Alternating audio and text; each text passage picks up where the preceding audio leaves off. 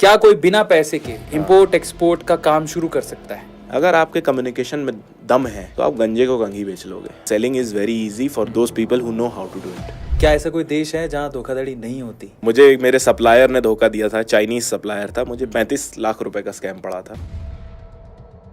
बिहार में चले जाओ, यूपी में चले जाओ, राजस्थान में चले जाओ, ये लोग थोड़ा सीरियस रहते हैं नौकरी को लेके, तो उनको पढ़ना है बस, उनको किताबी कीड़ा।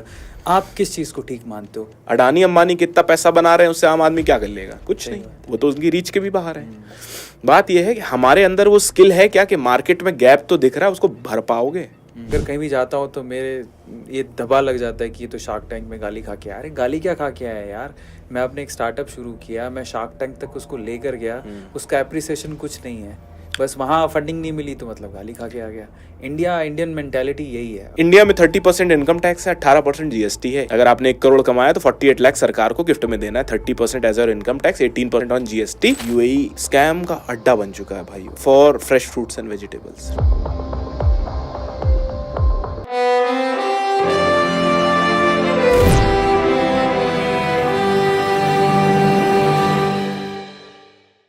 अगर आप इंपोर्ट एक्सपोर्ट का बिजनेस करना चाहते हैं तो ये समय बहुत ही सही है, क्योंकि जितना चाइना और अमेरिका के बीच में ठनी पड़ी है उसमें सबसे ज्यादा भारत को ही फायदा होने वाला है।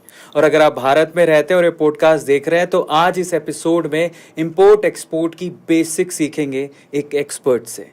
आज के हमारे द अरविंद अरोड़ा शो में हमारे साथ पिछले 5 साल से इंपोर्ट एक्सपोर्ट की बारीकियां सीखकर इस काम को बेहतरीन तरीके से करने वाले एक एक्सपर्ट हैं, जिनका नाम है मिस्टर फहाद सिद्दीकी। सबसे पहले उनका स्वागत कर लेते हैं और उसके बाद इस पॉडकास्ट में आगे बढ़ते हैं। फहाद भाई, बहुत बहुत स्वागत है आप। Thank you so much Arvind भाई। कैसे थैंक यू सो मच। मैं बढ़िया हूँ, आप कैसे हैं? थैंक्स अलॉट मुझे यहाँ बुलाने के लिए। चलिए तो सबसे पहले एजेंडा सेट कर लेते हैं। क्या इंपोर्ट एक्सपोर्ट का बिजनेस एक बिगिनर कर सकता है? कितनी पूंजी से कर सकता है? क्या डॉक्यूमेंट चाहिए और साथ ही साथ उन्हें किन चीज़ों का ध्यान रखना है? यही हमारे पूरे पॉडकास्ट का आज का एजेंडा रहेगा। शुरुआत करते हैं हमारे आज के एक्सपर्ट के खुद के पर्सनल एक्सपीरियंस से। जानते हैं कि ये इंपोर्ट एक्सपोर्ट के बिजनेस में कैसे आए, लेकिन उससे पहले एक छोटी सी चीज़ इनके बारे में और बता देता हूँ कि एक्जीम टाइटन नाम से ये इंपोर्ट एक्सपोर्ट सिखाने के लिए अपनी कंपनी भी चलाते हैं। जिनकी डिटेल आपको डिस्क्रिप्शन बॉक्स में मिल जाएगी, उसको गो थ्रू करना मत भूलिएगा। लेकिन पहले गेस्ट से वार्तालाप तो कर लें। फहाद भाई, कैसे आना हुआ ये इंपोर्ट एक्सपोर्ट इंडस्ट्री में? बढ़िया सवाल है, आपने फिर से मेरे इमोशंस को जगा दिया 5 साल पुराने। Right now I am 30 years old. जैसे कि हर 25 साल का लड़का अपना करियर सेट करने के लिए नई नई फील्ड्स तलाश रहा होता है, बिकॉज मैं एक सर्विस क्लास फैमिली को बिलोंग करता हूँ। मेरे पेरेंट्स दोनों ही नौकरी करते थे। Now they have retired and मैं बिज़नेस करना चाहता था, लेकिन बिज़नेस का कोई बैकग्राउंड तो था नहीं। तो मैंने बहुत सारी इंडस्ट्रीज़ ट्राई करी। मैंने कुछ स्टार्टअप्स का पार्ट हुआ, फिर मैंने पोल्ट्री फार्मिंग भी की है। अच्छा? जी हाँ, भोपाल में सीहोर में एक एरिया है, एक ज़िला है भोपाल के पास, वहाँ पे मेरे एक पोल्ट्री फार्म है। पोल्ट्री फार्मिंग भी की है मैंने, और भी कुछ और जॉब्स और धंधे किए हैं, लेकिन बहुत ज़्यादा सक्सेसफुल नहीं हो पाया, बिकॉज उसमें जो ग्रोथ हम इमेजिन करते हैं वो इंडियन लेवल पे मिल नहीं पाती। तो that brought me to export and import, because यहाँ पे अनलिमिटेड अपॉर्चुनिटीज़ हैं प्रैक्टिकली। अगर आपको उसे हार्नेस करना आता है तो अनलिमिटेड अपॉर्चुनिटीज़ हैं आपके लिए। तो मैं ऐसे यहाँ पे कदम रखा था and now it has been lovely 5 year old journey. 5 साल हो चुके हैं। लगभग 8 देशों में काम कर चुका हूँ। 2 कंट्रीज़ में कंपनी है, इंडिया एंड तंजानिया में। अब ईश्वर ने चाहा तो तीसरी चौथी भी जल्दी आएगी। सो ये मेरी जर्नी रही है अभी तक। एंड अब मैं लोगों की हेल्प भी करता हूँ एक्सपोर्ट्स उनका स्टार्ट कराने में। पर ये जर्नी बड़े उतार चढ़ाव की थी। जब हम बात कर रहे थे, उन्होंने एक एक्सपीरियंस शेयर किया। इतना आसान नहीं होता है गिर के फिर से उठना। पहले इनके गिरने वाले वाकया जो है उसको जान लेते हैं, जो आपके लिए भी सबक बन सकता है। और उसमें सीखने लायक एक बात बहुत इंपॉर्टेंट है। कई लोग जब गिरते हैं तो फिर से उठते नहीं हैं, वो हार के पीछे मुड़ जाते हैं। लेकिन जो गिर के उठ जाता है वही सिकंदर बनता है और अपनी किस्मत को बदलता है। पहले वो वाकया सुनिए। आपके साथ इंपोर्ट एक्सपोर्ट करते टाइम, जब पहली बार आपने इंपोर्ट एक्सपोर्ट किया था, तो जब हम डिस्कस कर रहे थे आप बता रहे थे कि आपके साथ कुछ फ्रॉड हो गया था। प्लीज़ उसके बारे में हमारे सारी ऑडियंस को बताइए। भाई मैंने जैसे हर एक बिगिनर इंडिया में एक्सपोर्ट इंपोर्ट सीखता है, मैंने भी कुछ कोचेस से सीखा एक्सपोर्ट इंपोर्ट 10-20-30 हज़ार रुपए का अलग अलग कोर्स लेके। अच्छा, ये सीखा भी जा सकता है? हाँ हाँ बिल्कुल सीखा जा सकता है, और सीख के ही करना चाहिए। उसके अलावा फिर पूरी या तो प्रॉपर्टी बेच दो, उससे नुकसान खा लो और फिर सीखो। इट इज़ बेटर कि फॉर्मली सीख लो आप इसको एक बार और फिर करो। तो मैंने ऑल दो सीखा था 5 साल पहले, लेकिन रील और रियलिटी में जैसे बहुत फ़र्क होता है, तो वो जो रील कंटेंट था वो प्रैक्टिकल वर्ल्ड में बिल्कुल हॉलो था, खोखला। तो मैं जब घुसा एक्सपोर्ट इंपोर्ट में, तो मैंने चाइना से कॉपर वायर स्क्रैप इंपोर्ट किया, एंड मुझे पहले ही इंपोर्ट में 35 लाख का चूना लग गया। कैसे, क्या हो गया था? मेरे को 10 टन माल चाहिए था, जिसमें से लगभग मेरे पास आया था 800-900 किलो आया था टोटल, 10 डब्बे में 100 केजी इन ईच बॉक्स। और आपने पे कर दिया था एडवांस? हाँ, एडवांस पे किया था, and Chinese only work on advance. ऐसा कैसे हो गया? आपने क्या, जब खोजबीन की आपके साथ फ्रॉड हुआ, रीज़न क्या था? पहला ये था कि लालच कि लालच कि सक्सेसफुल होना है, जल्दी करना है। 25 साल में सक्सेसफुल नहीं होऊंगा तो दुनिया क्या कहेगी। तो एक तो दुनिया का खौफ कि भाई सेटल करना है अपने आप को, और पेरेंट्स फैमिली, जो मेरी फैमिली बैकग्राउंड है वो सर्विस क्लास का था, तो बिजनेस को लेके ठीक ठाक सपोर्ट था, ओके सा। वो भी घबराए रहते थे कि क्या करेगा लड़का। बहुत लोग, आई एम श्योर जो आपकी ऑडियंस देख रही है उनके साथ भी ऐसा होगा। तो क्या करेगा, और उस वजह से जिसको कहते हैं ना कि यार उस वक्त रिस्क एपेटाइट ऐसा होता है कि आप रिस्क ले लेते हो जोड़ तोड़ करके। तो मैंने रिस्क ले लिया। माल आया तो, लेकिन जब आया तो मेरी टीम जो थी वहाँ 2-3 लोगों की मुंद्रा पोर्ट पे, उनके पैर के नीचे से ज़मीन खिसक गई कि भाई ये तो चढ़वाया कुछ और था, आया तो उसका 1/10 है। और वो भी 1000 किलो आया था, 10,000 किलो खरीदा था, उसमें से भी 200 किलो वजन जो था वो लकड़ी के खोखे का था। बाप रे। फिर कुछ नहीं, डिज़ास्टर तो 1 महीने पहले ही हो गया था उसके, क्योंकि 1 महीने पहले शिप हुआ था, 1 महीना शिपिंग का टाइम था उसका चाइना से इंडिया आने का। तो वो तो 1 महीने पहले ही हो गया था, लेकिन जब तक हम कंपनी को ट्रेस करते वहाँ पे, कंपनी ताला लगा के निकल चुकी थी वहाँ। अरे बाप रे। तो चाइना जैसी कंट्री में, चाइना तो एक्सपोर्ट का हब माना जाता है, वहाँ पे फ्रॉड हो गया? मेरी एक्चुअली कमोडिटी गलत थी। मैंने as a beginner scrap import करना चाहा। ऑफ कोर्स एक कुछ गुरुजी लोगों का यूट्यूब पे मैंने वीडियो देख लिया था कि इसमें बहुत पैसा है। आप भी देखते होंगे कि 10 लगाओ 100 पाओ, है ना। तो वो मैंने देख लिया था, यार इसमें इंडिया में बहुत सारी डिमांड है, बल्क डिमांड है और कोई कंपटीशन नहीं है। और फिर चाइना से मैंने देखा अवेलेबिलिटी भी मिल गई, अपन ने बुलवा लिया जोश में। तो वो जो लालच था, वो जो जोश था, वो मुझे काफ़ी भारी पड़ गया। और जोश बस नहीं था, जोश के साथ होश नहीं था, प्रॉपर हैंड होल्डिंग नहीं थी कि भाई कैसे मैनेज कैसे होगा, how to take risk and how to manage those risk. हम जैसे डॉक्टर के पास जाते हैं तो डॉक्टर दवाई खिलाता है तो बोलता है 4 ही दिन खानी है, 5 ही दिन खानी है, 50 दिन नहीं खानी है। ट्रू। तो यही तो उसकी स्किल है कि कितने दिन खानी है बताना है, नहीं तो मर जाओगे। तो दवाई भी आपके लिए एक मौत का फरमान लेके आती है अगर आपने ज़्यादा कंज्यूम कर लिया तो। तो उसके जो लिमिटेड डोज है, जो उसको कंट्रोल करने की कैपेसिटी है, वो नहीं थी मेरे पास तब। यही बहुत सारे बिगिनर्स के पास नहीं होती, इसलिए वो अपने पूरी जमा पूंजी ज़मीन बेच के, लोन लेके बिजनेस चालू करते हैं और डुबा मारते हैं। तो यही प्रॉब्लम है कि ज्ञान की कमी। पर क्या चाइना जैसे आपके साथ फ्रॉड हो गया, क्या पूरे चाइना में यही आपको बहुत संभल के चलना पड़ता है या फिर कुछ ही केसेस ऐसे हैं? नहीं, पूरा चाइना ऐसा नहीं है। देखिए फ्रॉड्स जो हैं हर कंट्री में हैं, थोड़े थोड़े से हैं। कहूँगा 2-4% लोग हैं फ्रॉड।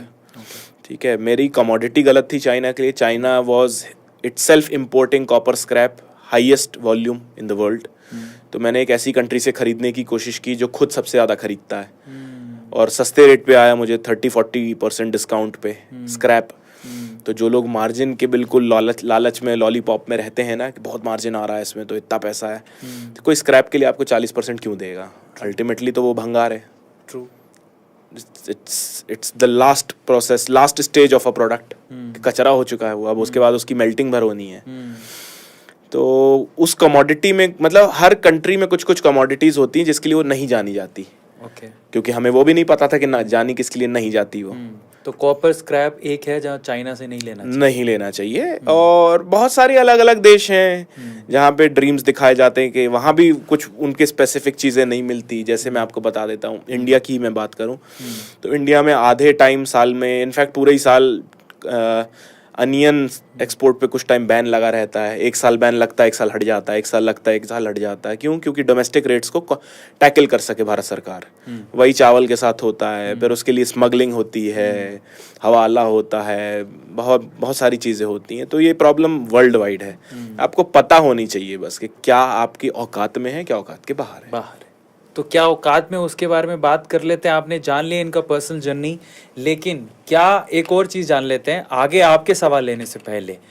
पहला इतना बड़ा धोखा खाने के बाद ये संभले कैसे?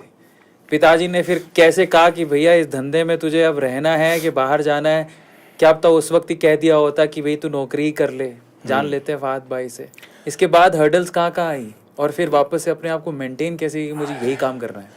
भाई इसके बाद क्या, इससे पहले से मेरी लाइफ में हर्डल्स चलती हैं। अच्छा। हाँ, मतलब फेलियर्स और मेरा पुराना नाता रहा है। ओके। हाँ, मतलब जितने भी लोग सक्सेसफुल हुए हैं, जैसे आप मुझे अगर यहाँ देख रहे हैं, तो मेरी जर्नी ऐसी नहीं थी कि मैं बटर में फिसलता हुआ यहाँ तक आ गया हूँ।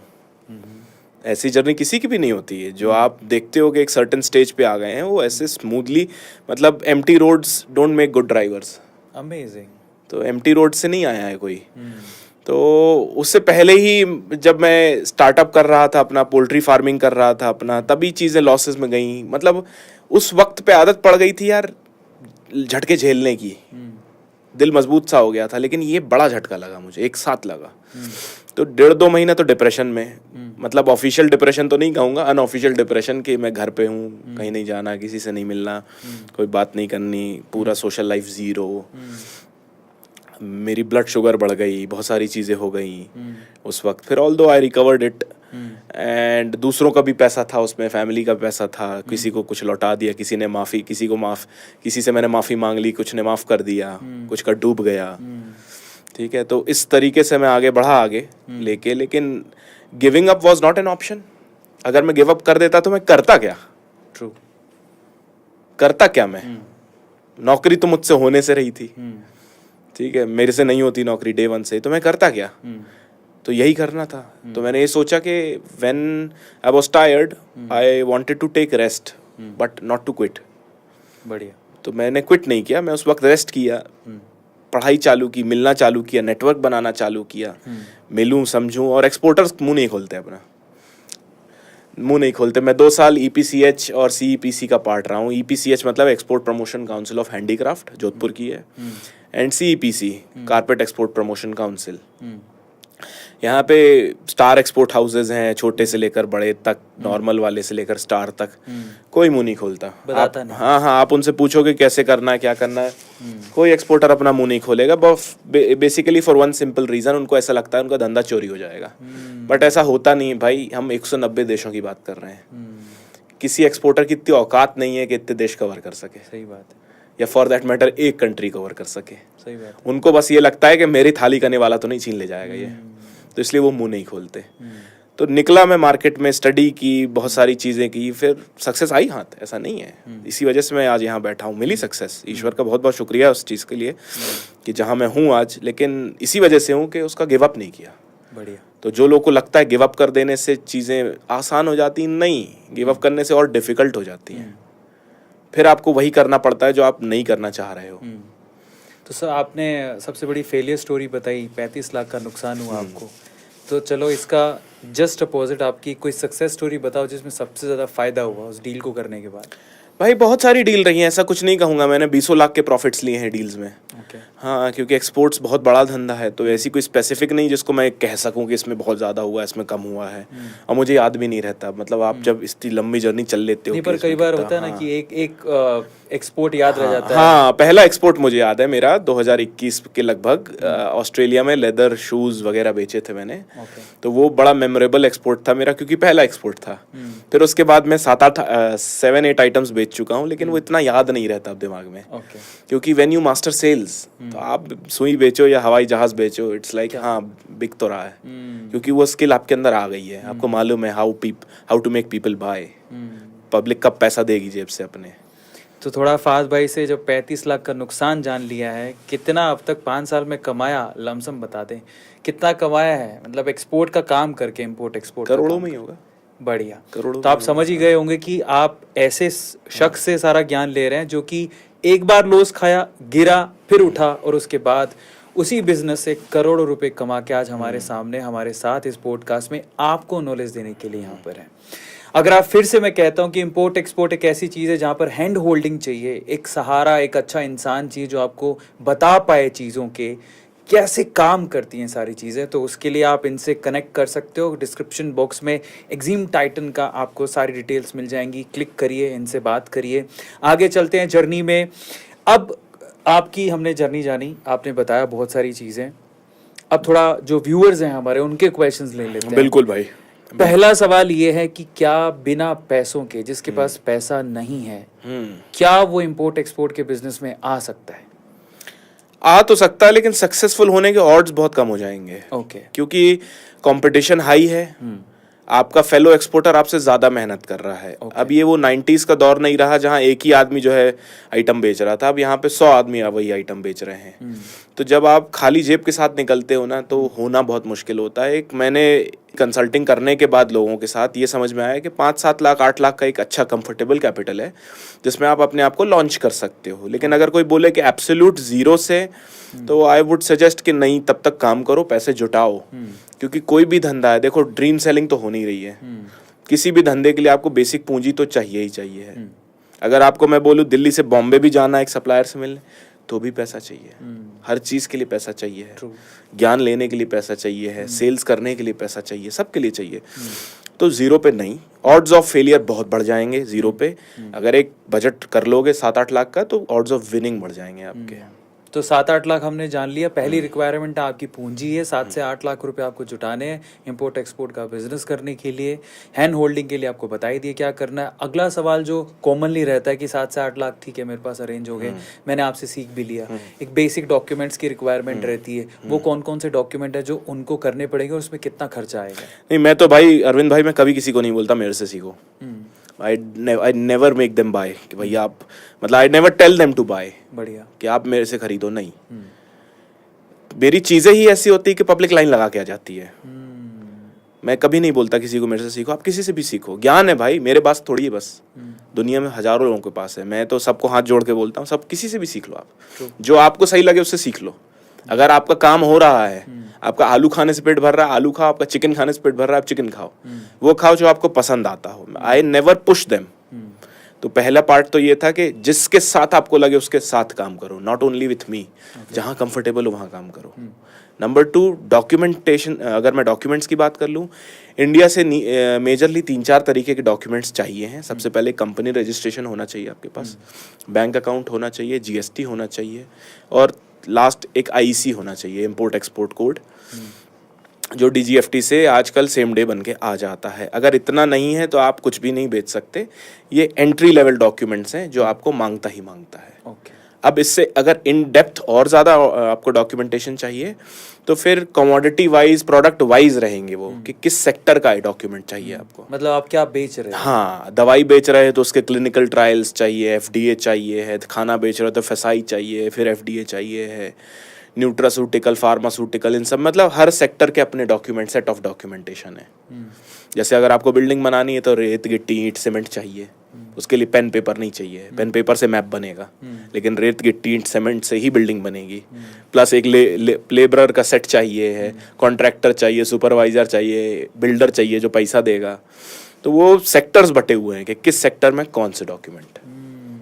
तो हमने जान लिया कि डॉक्यूमेंट्स क्या चाहिए, हमने ये भी जान लिया कि इनिशियल कितनी पूंजी लगानी पड़ती है, लेकिन शुरुआत कैसे करें।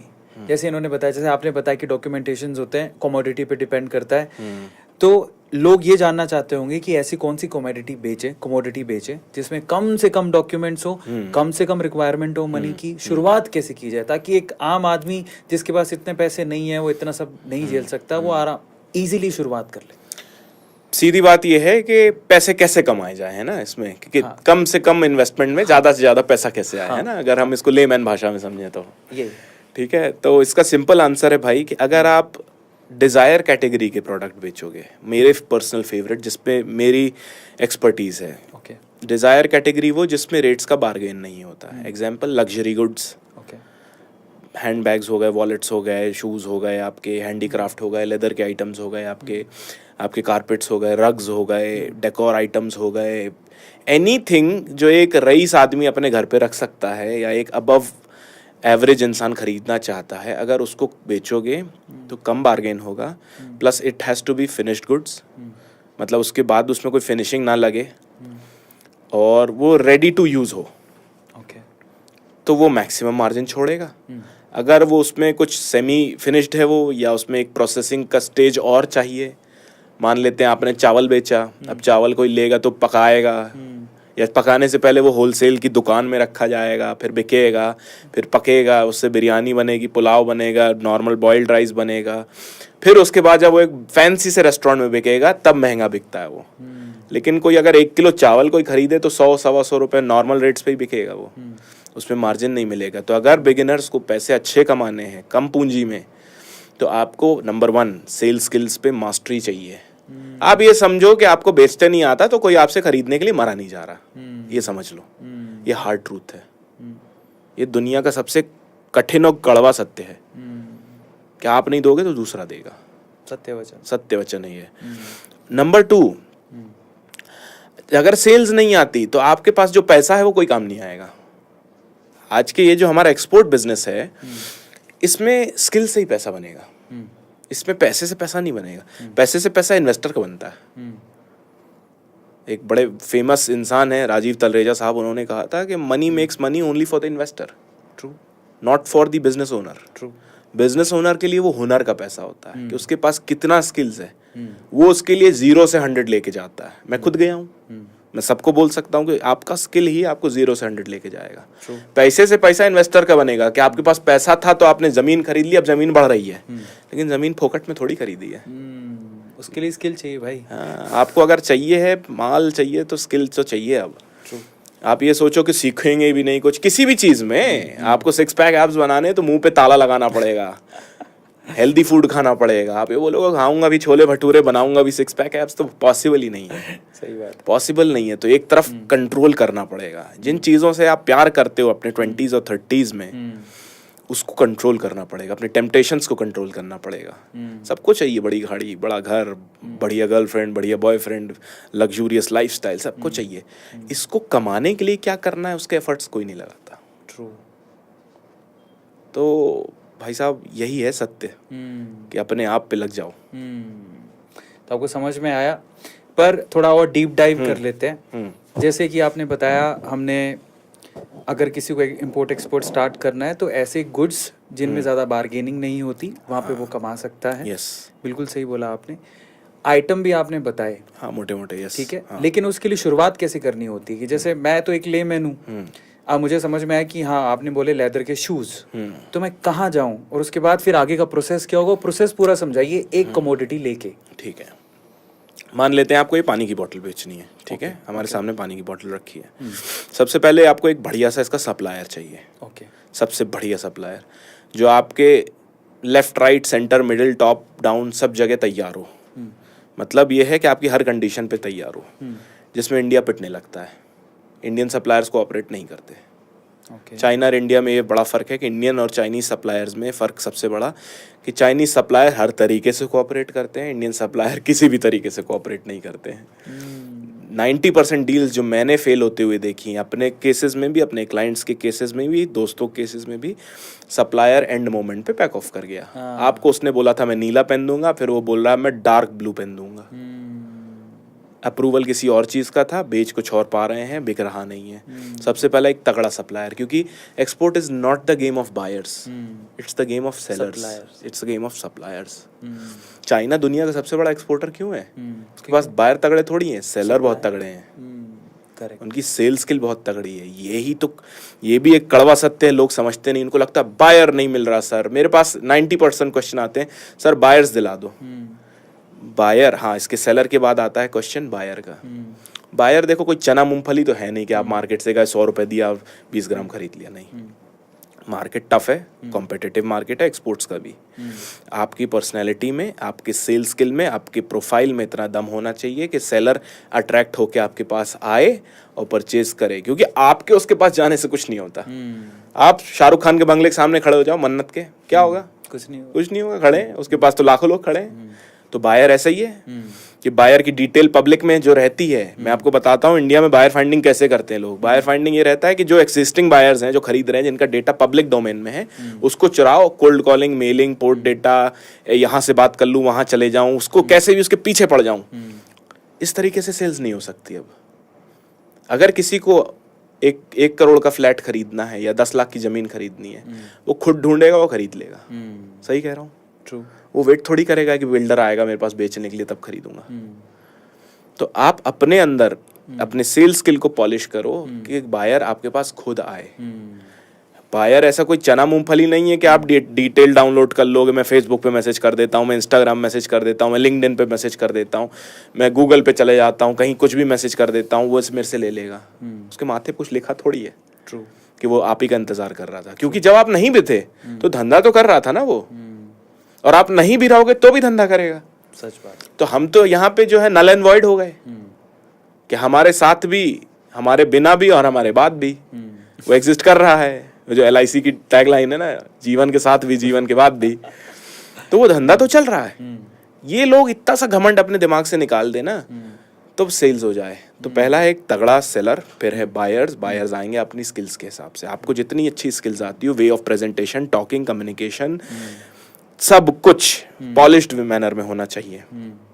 नंबर 3 इज आपके लॉजिस्टिक्स और सप्लाई चेन और costing, negotiation skills on point होने चाहिए, क्योंकि ये देसी धंधा है। अगर ये माइक मुझे बेचना है तो माइक ऐसा भर नहीं कि मैंने पैसा भर ले लिया उससे, माइक भी तो जाएगा वहाँ। ट्रू। तो रेट चाहिए आपको, इंडिया में जैसे कहते हैं CHA चाहिए आपको, पैकेजिंग सोल्यूशंस चाहिए आपको, एफिशिएंट नेटवर्क चाहिए, टाइमली डिलीवरी चाहिए, कॉम्पिटिटिव रेट चाहिए। तो ये 3 मेजर फैक्टर्स हैं जो चाहिए ही चाहिए होते हैं। True.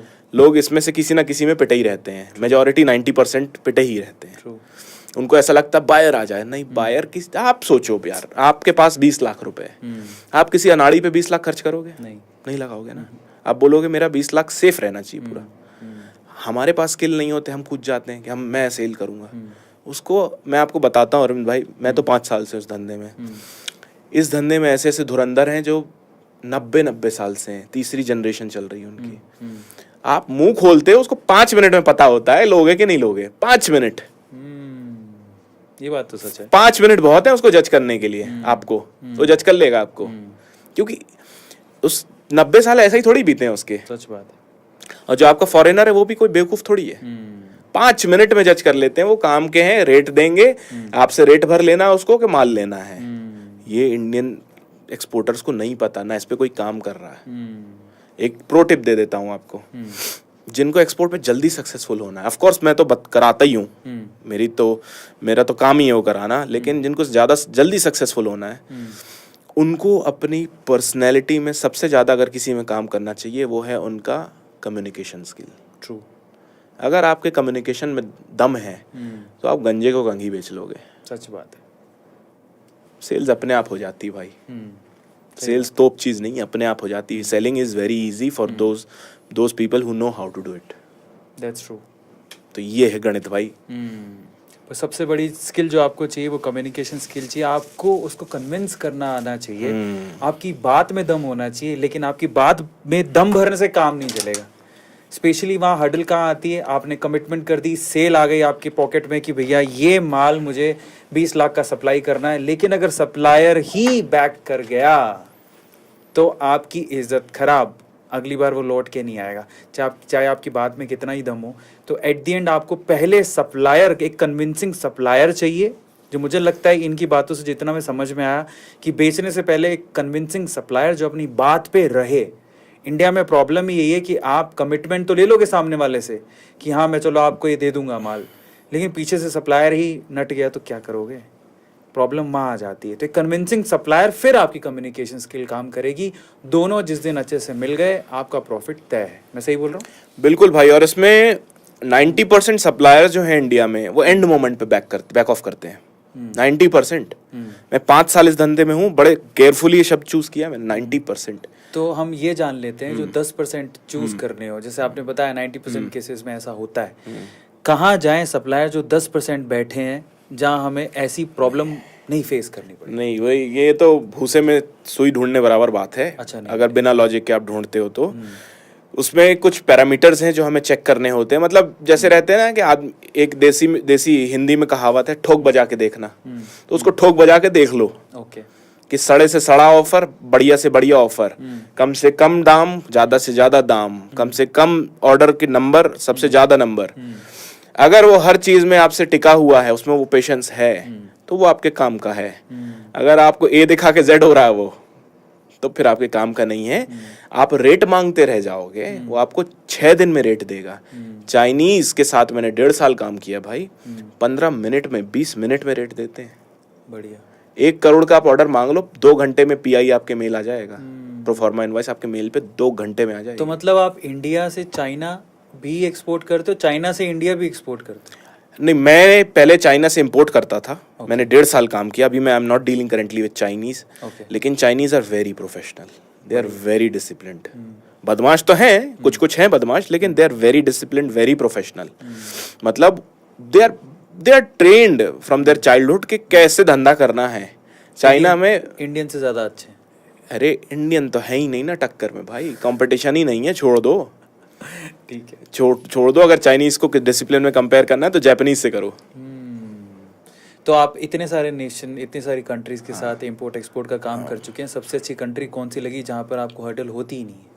नहीं, ऐसी कोई कंट्री नहीं है जहाँ हर्डल नहीं होती, लेकिन अगर मैं अपॉर्चुनिटी की बात करूँ, अभी अपॉर्चुनिटी कहाँ भटक रही हैं, आपको ढूंढ रही हैं। आप उन्हें ढूंढो ना ढूंढो, वो आपको ढूंढ रही हैं। वो अफ्रीकन कॉन्टिनेंट, ये काफी सुना है मैंने।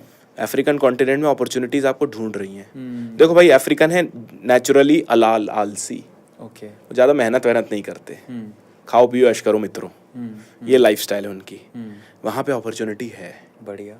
वहाँ चीजें बेच सकते हो, गवर्नमेंट भी बायर है वहाँ की, डेवलपिंग इकॉनमी है। हाँ, हम B2B सुनते हैं, B2C सुनते हैं, वहाँ B2G भी चलता है, बिजनेस टू गवर्नमेंट। अच्छा, हाँ, वो हमसे खरीदती, गवर्नमेंट खरीद रही है, अच्छे रेट पे खरीद रही, मार्जिन भी मिलता है। ऐसा नहीं कि सरकार ले रही तो 54-58 देगी, नहीं, अच्छे रेट पे लेती है। लेकिन गवर्नमेंट तक पहुंचना कैसे है भाई? सड़क वहीं बनेगी ना जहाँ सड़क नहीं है। सही बात है। बिजली वहीं दोगे ना जहाँ बिजली नहीं है।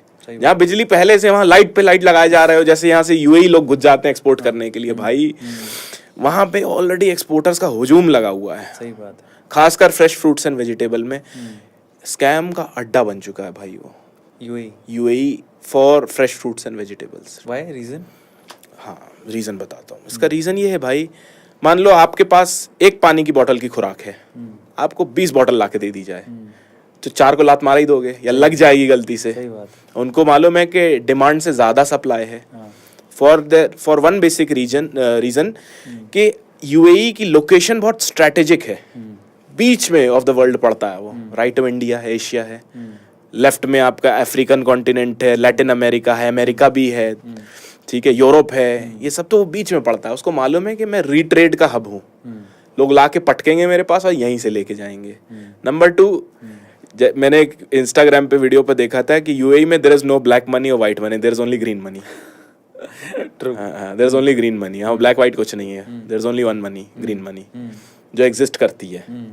तो जहाँ पे सरकार, थोड़ा एक्सप्लेन करो। हाँ, एक्सप्लेन करता हूँ।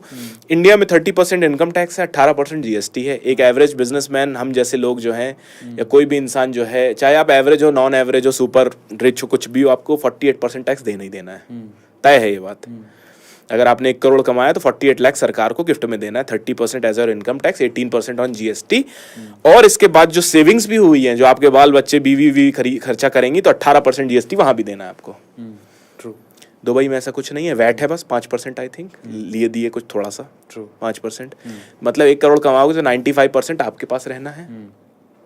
तो आप बैंक में रखोगे ज्यादातर कैश, डिजिटल फॉर्म में रखोगे, चाहे किसी भी फॉर्म में रख लो, क्योंकि सरकार की नजर नहीं है उस पर। यहाँ तो सरकार की नजर है।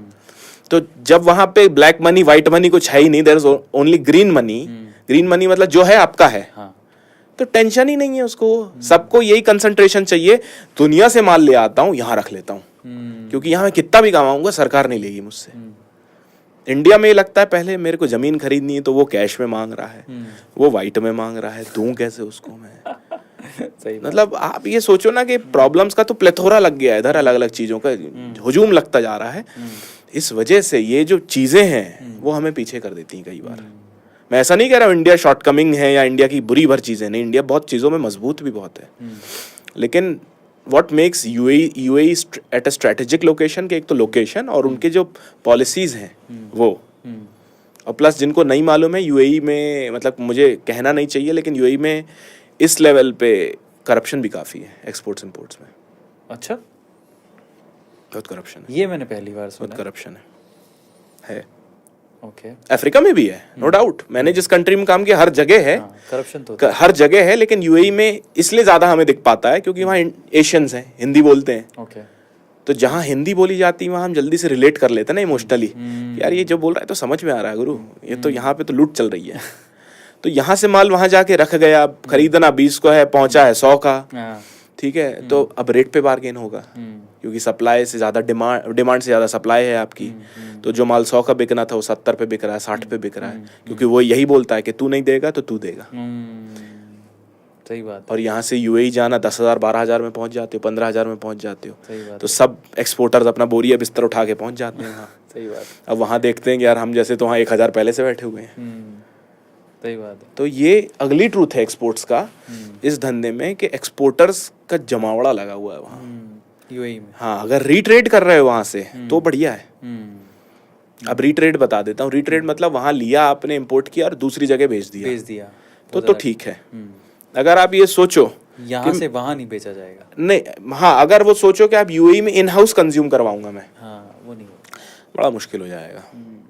एक मार्केट है अल अवीर करके, अल अवीर फ्रेश फ्रूट वेजिटेबल का मार्केट है। वैसे ही एक अल रास मार्केट है राशन का।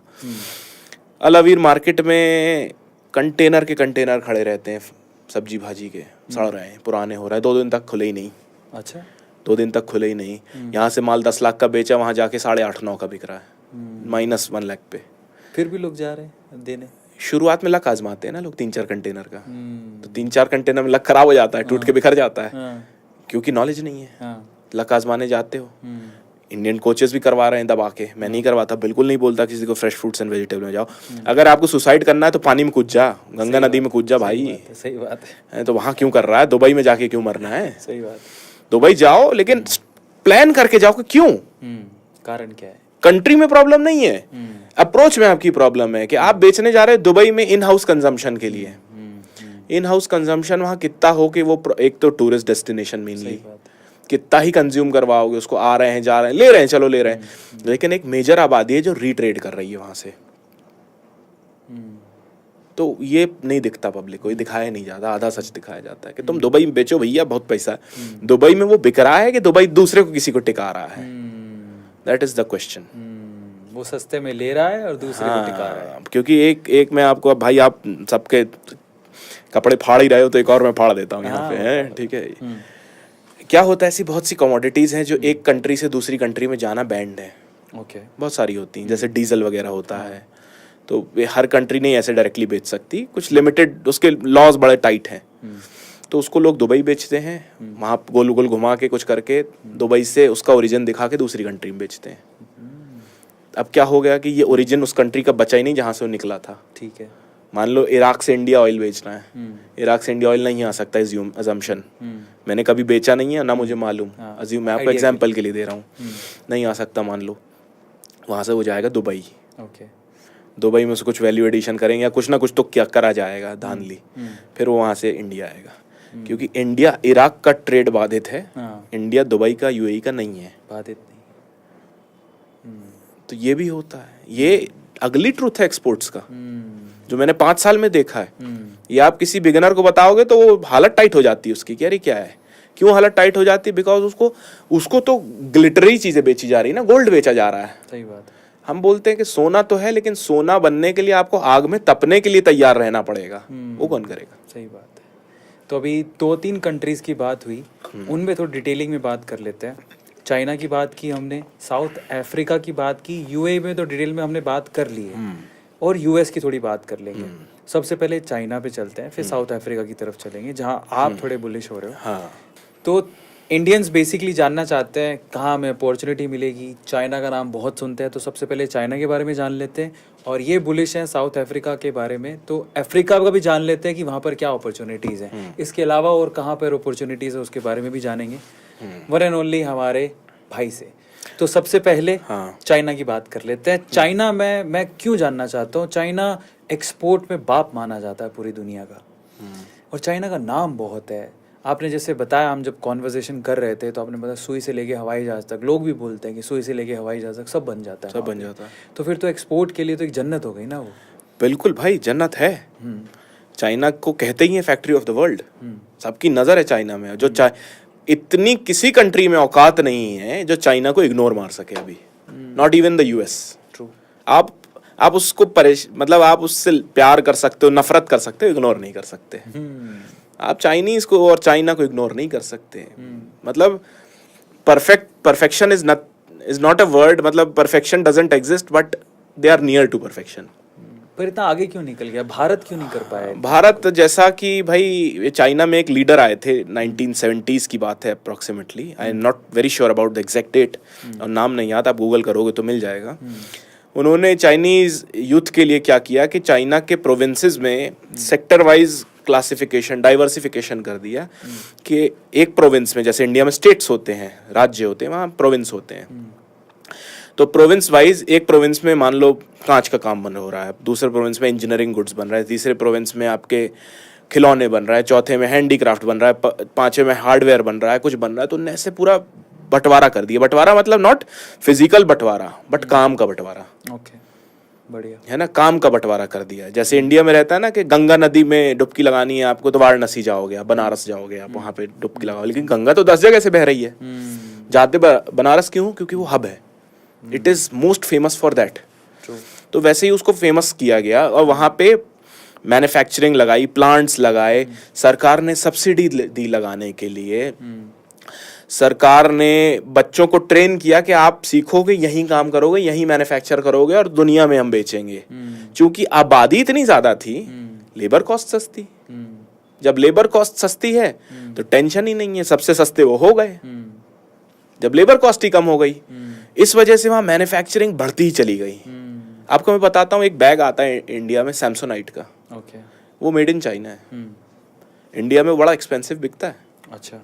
हाँ, अगर आप सैमसोनाइट का बैग लोगे तो नॉन लग्जरी सेगमेंट में वो सबसे महंगा है। अगर आप वीआईपी, अमेरिकन टूरिस्टर, सफारी, इन सबको कंपेयर करोगे तो सबसे महंगा है वो। और उसमें भी एक सेगमेंट है उनका ब्लैक लेबल या ब्लैक एडिशन करके, वो और महंगा है उससे भी। उसमें अंदर टैग लगा रहता है मेड इन चाइना। अच्छा, made in China. Superior finishing, superior finishing वहीं से बन के आता है। वहीं से बन के आता है।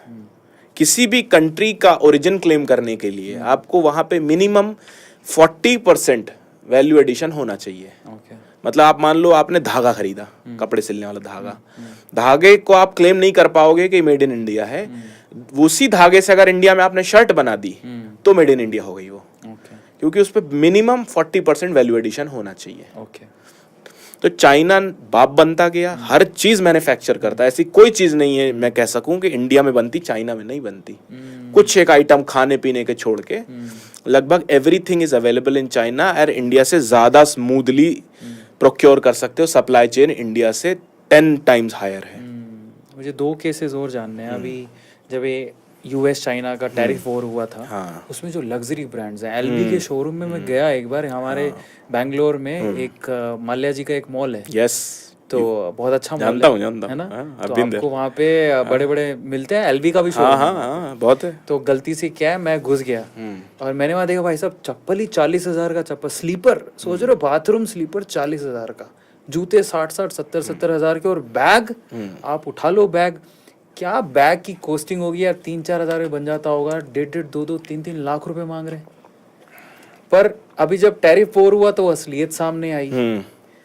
तो चाइना ऐसे भी काम करता है, इतने सस्ते में काम कर दे रहा है और उसको महंगे में बेच रहे हैं, ये क्या चल रहा है? इसमें 2 पहलू हैं। पहला पहलू ये है कि चाइना, जिसको आपने कहा, चाइना के पास सुपीरियरिटी है मैन्युफैक्चरिंग की। अब पैसा किसको नहीं पसंद, ब्रांड्स को भी पसंद है। सही बात है। क्योंकि एलवी का बैग एलवी का होने की वजह से 4 लाख का है, चाइना का होने की वजह से 4 लाख का नहीं है। अगर आप चाइना से सेम मटेरियल प्रोक्योर करो विदाउट दैट एलवी का लेबल, 4,000 में दे देगा आपको। ट्रू। सप्लायर भी बोलेंगे एलवी को जाता है लेकिन हम टैग नहीं लगा सकते, आपको ले जाओ, लेकिन विदाउट टैग तो दे देंगे आपको। इंडिया में आती है सेकंड कॉपी 500-600 रुपए की, नकली उसकी 1,000 रुपए की। ठीक है, हालांकि वो फिनिश नहीं होती, लेकिन वहाँ चाइना से ली हुई की अलग फिनिश होती है। तो ब्रांड्स को भी मैन्युफैक्चरिंग चाहिए, सस्ती चाहिए, मैक्सिमम प्रॉफिट्स अपने जेब में डालने हैं।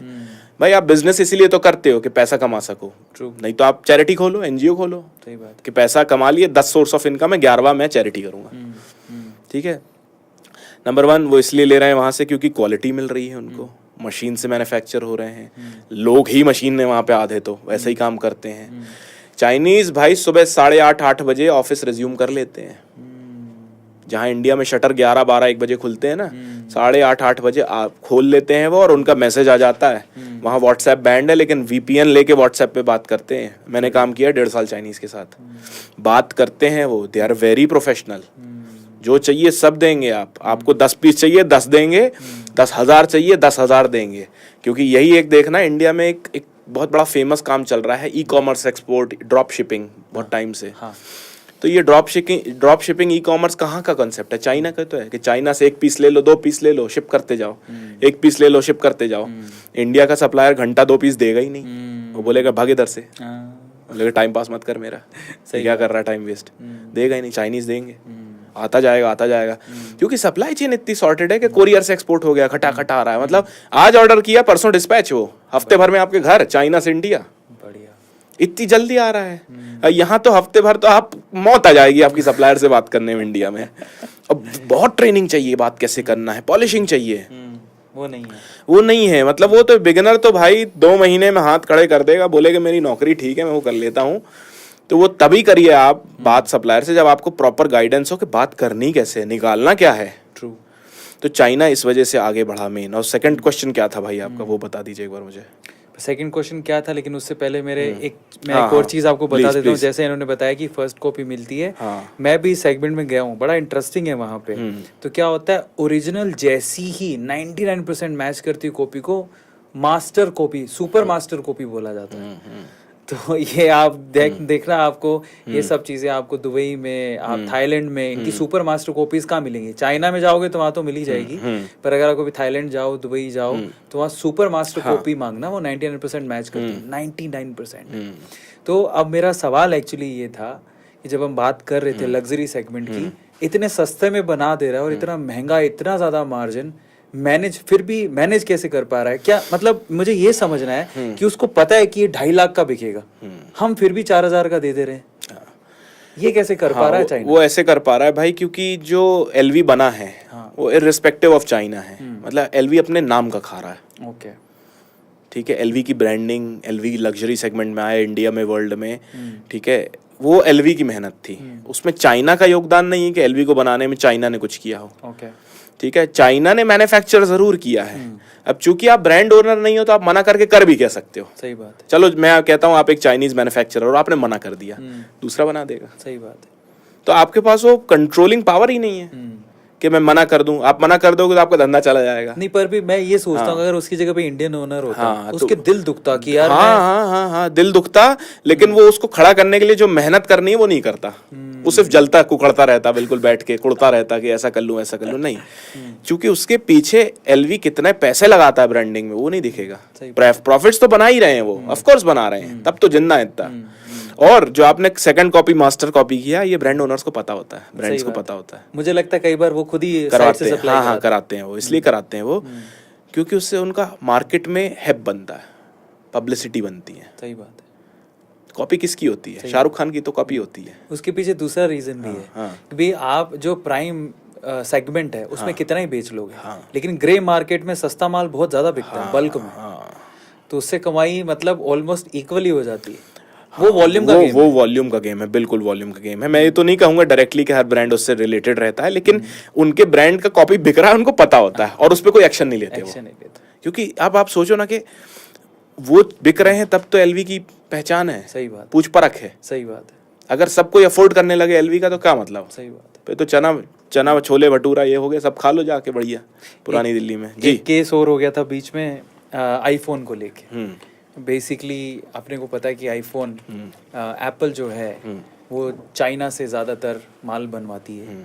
सडनली जब ये कुछ टैरिफ वॉर हुआ तो वो फैक्ट्रीज इंडिया में आने लगी। उस वॉर का इंडिया को कितना फ़ायदा हुआ? क्या लगता है कि चाइना को वो कम्पीट कर पाएंगे कि एप्पल बनाने में, या वो ऐसे ही चल रहा? हाँ, नहीं, इंडिया को फ़ायदा तो होगा। ऑफ कोर्स होगा। क्यों होगा? क्योंकि अच्छा, दो पहलू हैं इसके। जिस डेट पे हम आज बैठे हुए हैं 9 जुलाई तक टैरिफ पे पॉज लगा हुआ है। ओके। हाँ, यूएस ने पॉज लगा रखा है कि नए टैरिफ वैल्यू अभी नहीं लगाए हैं, शायद फ्लैट 10% लगा हुआ है कि 10% लगेगा। तो फिलहाल पे अभी उसके रिपरकशंस तो नहीं देखने मिले हैं प्रैक्टिकली, क्योंकि पॉज है। फिर भी अगर लगता है तो जो उनने टैरिफ वैल्यू रिलीज की थी इंडिया की उसमें सबसे कम है, सिर्फ 26% थी आई थिंक, जितना मुझे याद है। चाइना की तो 100% के आसपास थी, वियतनाम हमसे ऊपर था, बांग्लादेश हमसे और ऊपर था, मतलब टैरिफ में 30% था, कुछ 40% था, ऐसा था। तो इंडिया में तो लोएस्ट टैक्स आ रहा है। अपने आप ये बहुत बड़ा एडवांटेज होता है। 1 करोड़ का माल 1 करोड़ 26 लाख का हमें पड़ेगा, वहीं बांग्लादेशियों को 1 करोड़ 35 लाख का पड़ेगा। 11 लाख बायर के लिए बहुत मैटर करता है। मतलब डील करवाने के लिए और तोड़वाने के लिए वो बहुत बड़ा आइटम है। ट्रू। मैंने तो 3% पे डील टूटते हुए देखी है। 3% पे नीट कैटेगरी के प्रोडक्ट में 3% नीट में तो बहुत होता है, बहुत होता है। 1% पे टूट जाती है। तो इंडिया को फायदा मिलेगा, बट बारिश तो हो रही है, हमारे आंगन में होगी कि नहीं वो क्वेश्चन है। वो क्वेश्चन है कि भाई इंडिया में कोई रेत की खदान ले रहा है, कोई कोल माइनिंग कर रहा है, कोई फलाना कर रहा है, कोई ठिकाना कर रहा है, हम क्या कर रहे हैं एज एन इंडिविजुअल? हम क्या कर पा रहे हैं? बात तो उसकी है ना। अडानी अंबानी कितना पैसा बना रहे हैं, उससे आम आदमी क्या कर लेगा? कुछ नहीं, वो तो उसकी रीच के भी बाहर है।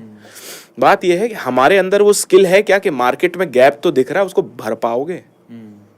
गेम उसी का है, भर पाओगे? कि बस वो रोते रह जाएंगे कि कोविड में भाई सब मर रहे थे तो हमारे घर वाले भी चले गए, ये भी चले गए, वो भी चले गए, एक वेव आई तो उठा के ले गई। अरे तो ये बताओ, जब कोविड नहीं था तब बहुत अच्छी लाइफ चल रही थी। सही बात है।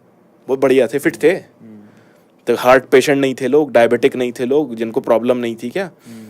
पहले भी थी, बस आपको एक चोगा मिल गया है, क्लोक मिल गया ओढ़ने का, कि कोविड का नाम टिका दिया है। सही बात है। जैसे इंडिया में जब नोटबंदी हुई, ऑफ कोर्स बहुत सी चीजें इफेक्ट डली, जीएसटी आया, बहुत सी चीजों पे इफेक्ट पड़ा, लेकिन जिनके धंधे बैठे ना, उनने एक नाम लगा दिया कि जीएसटी आया तो कमर टूट गई पूरी। नहीं, ऐसा तो नहीं। कमर टूट गई पूरी, तो टूटी होगी कुछ की, सबकी तो नहीं टूटी ना। धंधे आज भी वैसे ही चल। आपको एक एक्सक्यूज तो मिल ही गया ना कहने के लिए। हाँ, डैमेज हुआ होगा, ऑफ कोर्स, कोई भी बड़ा पॉलिसी मैटर चेंज होता है, डैमेज होता है, चेंजेस आते हैं, पब्लिक रिएक्ट करती है, एकदम से कैश सेल आउट नहीं करती। लेकिन आप एक उसको बहाना मार दोगे कि इंडिया में एक एक्सपोर्ट वेव आई थी, चाइना से हट के इंडिया पे अपॉर्चुनिटी आई, लेकिन हमारे बाप दादाओं की फैक्ट्री नहीं थी, नहीं तो मैं उठा लेता। तो आप बना लो। सही बात है। बाप दादा की 1 करोड़ की नहीं थी, आप 5 लाख की बना लो। तो ये आप पे ऊपर डिपेंड करता है। अगर आपको लगता है कि जो गैप है, there is an opportunity, there is a requirement, वो गैप अगर आप भर सकते हो, तैयार हो, तो डिस्क्रिप्शन बॉक्स को चेक करना मत भूलना। फिर से कहता हूँ कि अपॉर्चुनिटी कई बार नॉक करके आती है ऐसे करके कि देख लो, एक बार देख लो, हम ही इग्नोर कर देते हैं, लेकिन जब हमें ज़रूरत होती है तो फिर वो अपॉर्चुनिटी मिलती नहीं है। फोकस करो। ये वाली तो भाई दरवाजा तोड़ के आई है। हाँ, जिसमें आपको टैरिफ कम मिले हैं, सबसे कम मिल रहे हैं करेक्ट कॉम्पिटिटर कंट्री से। तो बस अब बहाना छोड़ के काम चाहिए, वो स्किल आप सीख लो। दूसरी कंट्री की बात कर लेते हैं जहाँ पर ये बहुत बुलिश है, जहाँ पर इन्हें लगता है कि बहुत अपॉर्चुनिटी है, वो है साउथ अफ्रीका। साउथ अफ्रीका, आप क्यों इतने, इनफैक्ट मैंने बहुत लोगों को सुना है, बहुत लोग अफ्रीका की तरफ जा रहे हैं। रीजन मैं इन जनरल साउथ अफ्रीका नहीं कह रहा हूँ, मैं तो अफ्रीका का कह रहा हूँ। क्यों कह रहा हूँ? क्या फर्क है? हाँ, साउथ अफ्रीका एक कंट्री है, अफ्रीका एक कॉन्टिनेंट है। अफ्रीका में लगभग 54-55 कंट्रीज हैं, कॉम्बिनेशन ऑफ कंट्रीज है। तो North Africa, central, east, west, south का, जैसे साउथ अफ्रीका एक कंट्री है। तो अफ्रीका में अपॉर्चुनिटीज इसलिए हैं क्योंकि वो एक डेवलपिंग रीजन है। जैसा इंडिया आज से 40 साल पहले था ना, वो अफ्रीका आज है वहाँ। जैसे हमें पता होता, हम कहते हैं ना कि हमारे टाइम पे दादा को हमारे 10,000 का प्लॉट मिल रहा था, हमने लिया नहीं। अभी वो समय हमारे लिए अफ्रीका में है, बढ़िया, कि मिल रहा है, वहाँ चीज़ें मिल रही हैं। मैं आपको बताता हूँ, इंडिया से लोग यहाँ से जेसीबी एक्सपोर्ट कर रहे हैं, सेकेंड हैंड। अच्छा। ट्रैक्टर एक्सपोर्ट कर रहे हैं, वहाँ इम्पोर्ट कर लिया उनने, वहाँ पे किराए पे चलवा रहे हैं। बढ़िया। गुजराती वहाँ बैठे हैं सेठ जी बन के, और वहीं के जो अफ्रीकन से बेचारे, उन्हीं से उनको ड्राइवर बना दिया, गाड़ी चलवा रहे हैं, और ये बैठ के वहाँ दारू पी रहे हैं लोग। मतलब इन जनरल गुजराती नहीं, ओवरऑल सभी दारू पी रहे हैं, ऐश कर रहे हैं। मतलब ऐश मीन्स एंजॉय कर रहे हैं। Don't take my words very strongly, but enjoy कर रहे हैं। देयर इज एन अपॉर्चुनिटी, वो तैयार है उसको लेके, क्योंकि उनने वो कैलकुलेटेड रिस्क लिया, अपॉर्चुनिटी ढूंढी। तो करने वाले, जैसे इंडिया में हम टैक्सी चलवाते हैं ना कि कार ले ली, ओला में लगवा दी, वहां उनने कार ली, एक्सपोर्ट किया, वहां लगवा दी, बढ़िया। वहां लगवा दी। अब क्योंकि वहां कंपटीशन कम है, कार ही नहीं है, जेसीबी नहीं है, कम है, तो रेट अच्छे हैं। 10 साल बाद कंपटीशन बढ़ जाएगा, रेट कम हो जाएंगे, बढ़िया। फिर वहाँ लोग रोएंगे बैठ के, साहब अपॉर्चुनिटी चली गई।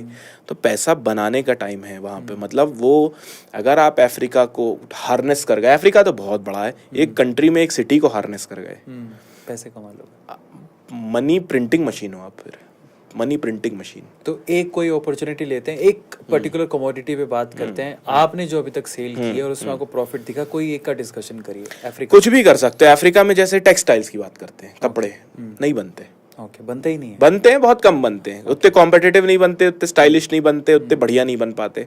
कहाँ से लेंगे? चाइना और इंडिया, चाइना और इंडिया से।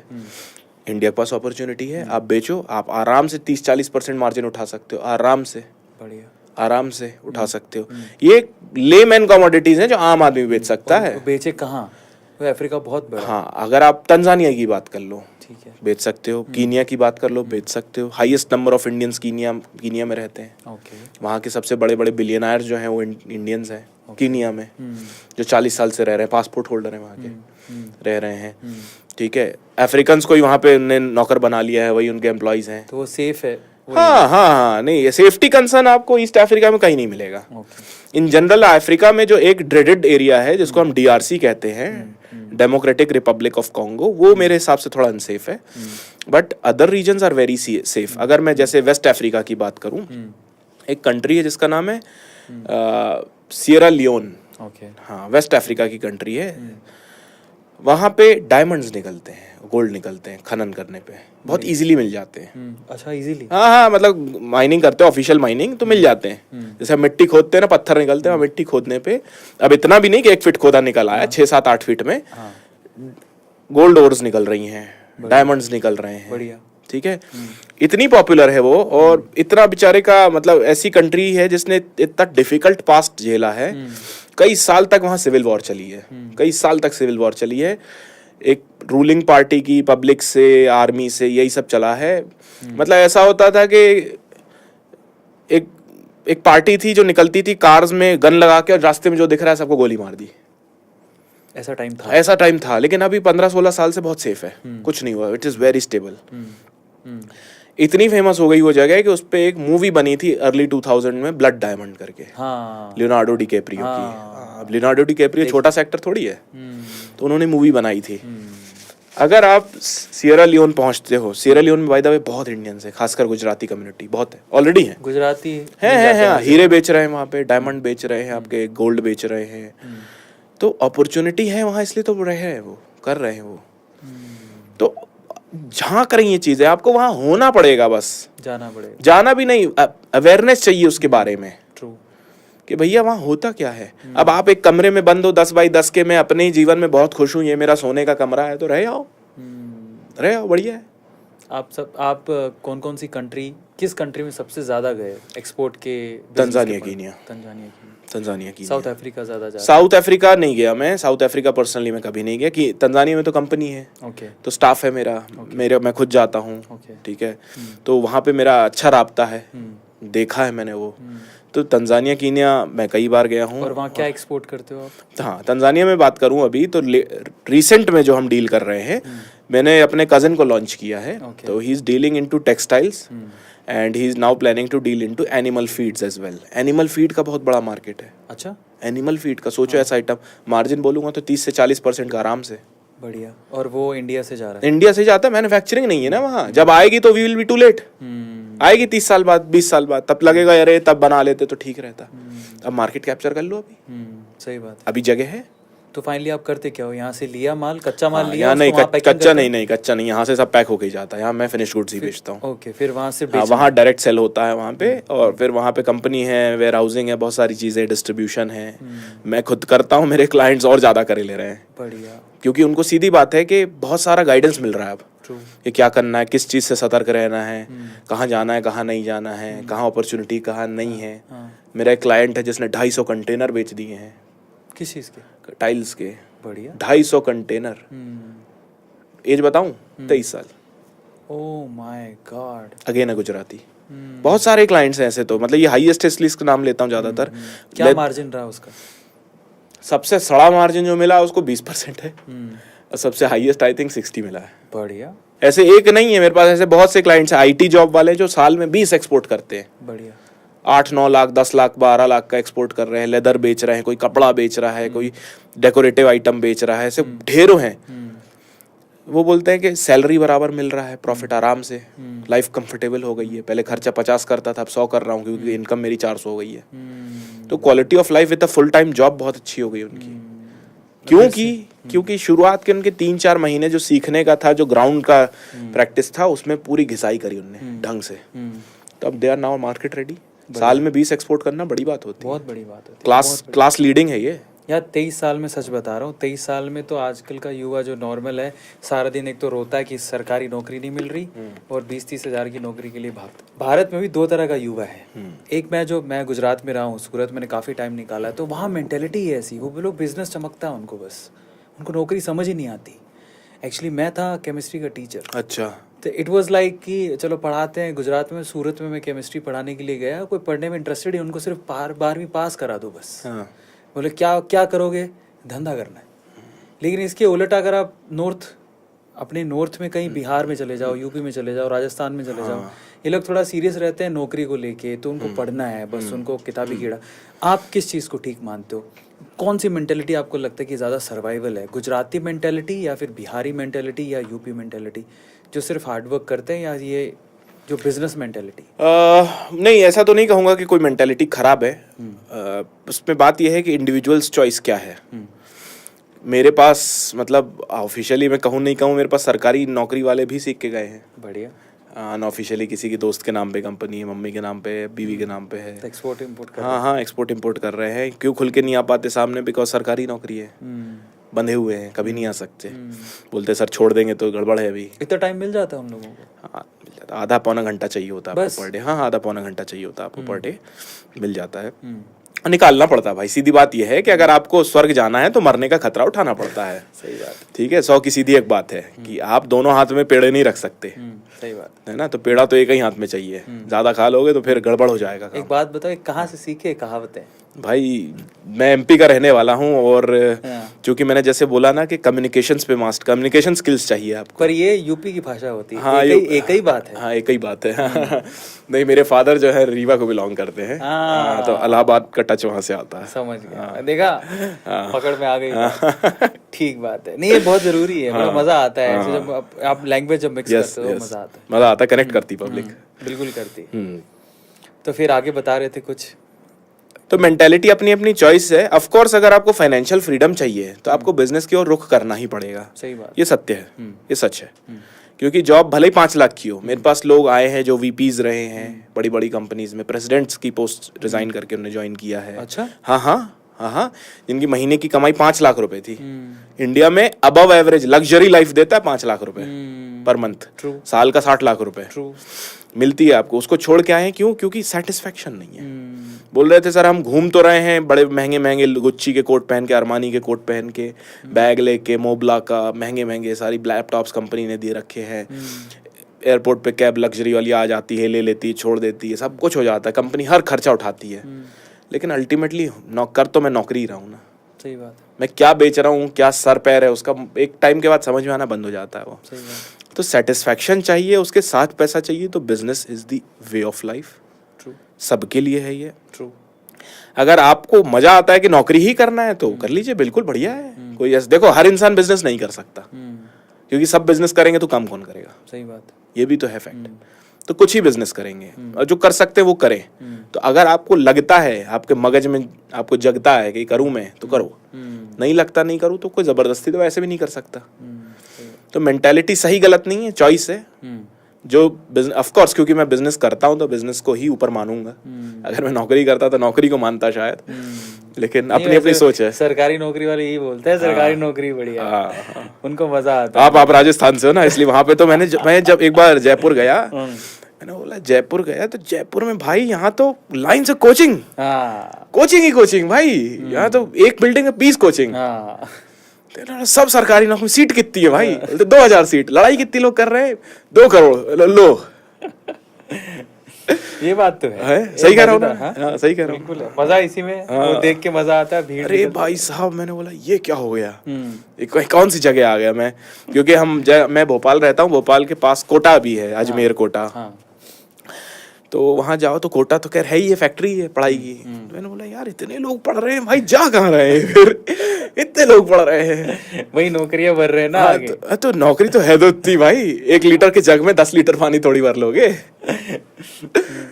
ये मजेदार है। हाँ। चलो फाइनली हमने बात की साउथ अफ्रीका की अपॉर्चुनिटी की, जो आपने जाने समझे। बाकी डिटेल और ज़्यादा जाननी है तो आपको फिर से कह रहा हूँ, डिस्क्रिप्शन बॉक्स को चेक करो, इनसे कनेक्ट करो, शायद आपके लिए कुछ नया रास्ता खुल जाए, इजंट इट? पर आप जाओगे तभी तो पता लगेगा। उसके अलावा हमने चाइना की बात कर ली, साउथ अफ्रीका की बात कर ली, थोड़ा यूएस की बात कर लेते हैं। क्या, जैसे यूएस हब माना जाता है, तो हम क्या बोलें, क्या यूएस इंपोर्ट के लिए अच्छा है कि एक्सपोर्ट के लिए अच्छा है? हाँ, जो यूएस है, यूएस सबसे बड़ी इकॉनमी है वर्ल्ड की अभी। True. Extremely high buying and selling power. Dollar हो जाता है ना मेन। डॉलर आ जाता है मेन, डॉलर से सब गवर्न होता है। जो कन्वर्ट करोगे वाया डॉलर कन्वर्ट होगा आपका। तो एमपी यूएसडी तो उनको, यूएस अमेरिकन गवर्नमेंट को तो कट मिलना ही है, जो भी है उनके हिस्से का, जो खाना है उनको खाना ही खाना है। ट्रू। मतलब कोई जिए या मरे, सरकार को पैसा दे के जाए। तो ये है। और दूसरी चीज़ ये है कि बाइंग पावर होने की वजह से वो एक्सपोर्टर भी मोस्ट केसेस में नंबर 1 पे रहता है, इंपोर्टर भी नंबर 1 पे रहता है पूरी दुनिया में। पूरी दुनिया में, क्योंकि वहाँ लेबर कॉस्ट बहुत महंगी है, ह्यूमन एफर्ट्स की कॉस्ट बहुत महंगी है। तो मैन्युफैक्चरिंग वहाँ टॉप नॉच लेवल की नहीं हो पाती, कॉस्ट मैच नहीं करती। इंडिया में लेबर दिहाड़ी की 600-700 की मिलती है, वियतनाम में 300 रुपए की मिल जाएगी, फिलीपींस में 300-400 रुपए की, बांग्लादेश भी है, और बांग्लादेश में टूट फूट हो रखी है अभी। इंडिया को सिर्फ अपॉर्चुनिटी अभी चाइना भर की नहीं मिल रही, बांग्लादेश की भी मिल रही है, क्योंकि बांग्लादेश में क्राइसिस है। कोई भी क्राइसिस ड्रिवन कंट्री में पैसा नहीं लगाना चाहता अपना। ट्रू। तो इंडियंस को वो उठाना पड़ेगा। Coming back to topic, US में, यूएस को सब बेचना चाहते हैं, सब बेचना चाहते हैं। क्यों बेचना चाहते हैं? क्योंकि वहाँ क्वालिटी ऑफ लाइफ बढ़िया है, वर्क लाइफ बैलेंस बनाने की कोशिश करते हैं। और एक खराब बात बताता हूँ यूएस की, यूएस जो है ना कर्जे पे जीता है सिटीजन्स जो है वहाँ पे। Credit card, credit card nation है वो। इंडिया को भी वहीं से अडेप्शन आया है कि क्रेडिट कार्ड लेके आऊँगा। मेरे बहुत से फ्रेंड्स रहे हैं यूएस में, अभी भी रहते हैं, भारी कर्जे में, कार लोन पे है, घर लोन पे है, 30 साल का लोन चल रहा है घर पे, और 6 क्रेडिट कार्ड है। मैंने कब भाई का एक वॉलेट देखा दोस्त का, मैंने बोला क्या है ये, बोलता क्रेडिट कार्ड है। बोलता एक, मैंने पूछा कितना स्पेंड लिमिट, बोलता 1 की 2 लाख। मैंने बोला टोटल 12 लाख। मैंने तो 12 लाख खर्चा करके तुम बैठ जाओ कर्जा चुकाओ, इनकम से ज्यादा खर्चे। बोलता भाई ये कल्चर है वहाँ का। हाँ, यही चल रहा है, क्रेडिट कार्ड कल्चर है वहाँ पे, कि लोग इतना लेविशली स्पेंड करते हैं कि कर्जे में आ जाते हैं, और कर्जे में आने के चक्कर में फाइनेंशियल प्लानिंग उनकी जीरो होती है। तब ये आप देखना कि उनकी सेविंग्स जो है ना, नेट सेविंग कुछ खास हो नहीं पा रही है अब। ट्रू। राइट, कुछ खास हो नहीं पाती है, उस वजह से वो गत हो गई उनकी, मतलब औकात से ज्यादा खर्चा। तो फिर इस हिसाब से तो हमारा एक्सपोर्ट करना यूएस को सही है। यूएस इंडिया से बहुत इंपोर्ट करता है, इंडिया से बहुत माल लेता है, हर चीज, you name it and they are buying it nearly. अच्छा। 95% आइटम। और प्रॉफिट है हमें इंडियंस हाँ हाँ, बहुत बहुत। यूएस को, यूएस मोटा पैसा देगा, यूरोप भी अच्छा पैसा देगा, मोटा पैसा देगा, लेकिन इनको टॉप नॉच क्वालिटी चाहिए। ओके। जैसे अफ्रीका को सस्ता चाहिए, टॉप नॉच नहीं चाहिए, बेसिक दे दो, सस्ते में दे दो, खूब सारा दे दो। अमेरिका को चाहिए थोड़ा सा चाहिए, मतलब चाहिए तो उसको भी क्वांटिटी में, लेकिन टॉप नॉच चाहिए। जैसे दुबई भी यही करता है। हाँ, दुबई को एक्सट्रीमली हाई क्वालिटी चाहिए उसको, क्योंकि उनके पास इंडिया से वैसा ही ज्यादा परचेजिंग पावर है। सही बात है। इंडिया का रुपया वहाँ डॉलर बन जाता है, 87 का कन्वर्जन हो जाता है, ठीक है, तो वैसा ही वो हमसे बहुत मजबूत है। आप देखोगे यूएस से, यूरोप से जो बाहर से घूमने वाले जो आते हैं इंडिया में, आराम से ताज में जाके रुके रहते हैं, बढ़िया, 20-25-30 हज़ार रुपए पर डे देते हैं, 15 दिन पड़े रहते हैं, 10 दिन पड़े रहते हैं। यहाँ आदमी 3 लाख रुपए का हॉलीडे मना ले तो पैंट ढीली हो जाए उसकी, कि क्या हो गया। ये बात तो है ना, तो उनको कुछ नहीं होता। क्यों? क्योंकि उनका कन्वर्जन रेट बहुत हाई है। यहाँ आते तो खूब सारा हो जाता है वो। यहाँ ओला कैब वाला घुमाएगा तो 500 में घुमा दिया, 1000 में घुमा दिया, 2000 में घुमा दिया, वो तो उनकी घंटे की कमाई है वहाँ। सही बात है। ये कारण है, तो यूएस को बेचना ही चाहिए, ऑफ कोर्स, नो डिनाइंग। हमने टॉप नॉच कंट्रीज की बात कर ली। बाकी अगर आप और डिटेल में जानना चाहते हो फिर से कहूँगा डिस्क्रिप्शन बॉक्स में जाओ। अब हम हमारे अगले सेगमेंट की तरफ चलते हैं ताकि हम इस धंधे के बारे में थोड़ा और जान पाएँ, लेकिन ब्रीफली जान पाएँ।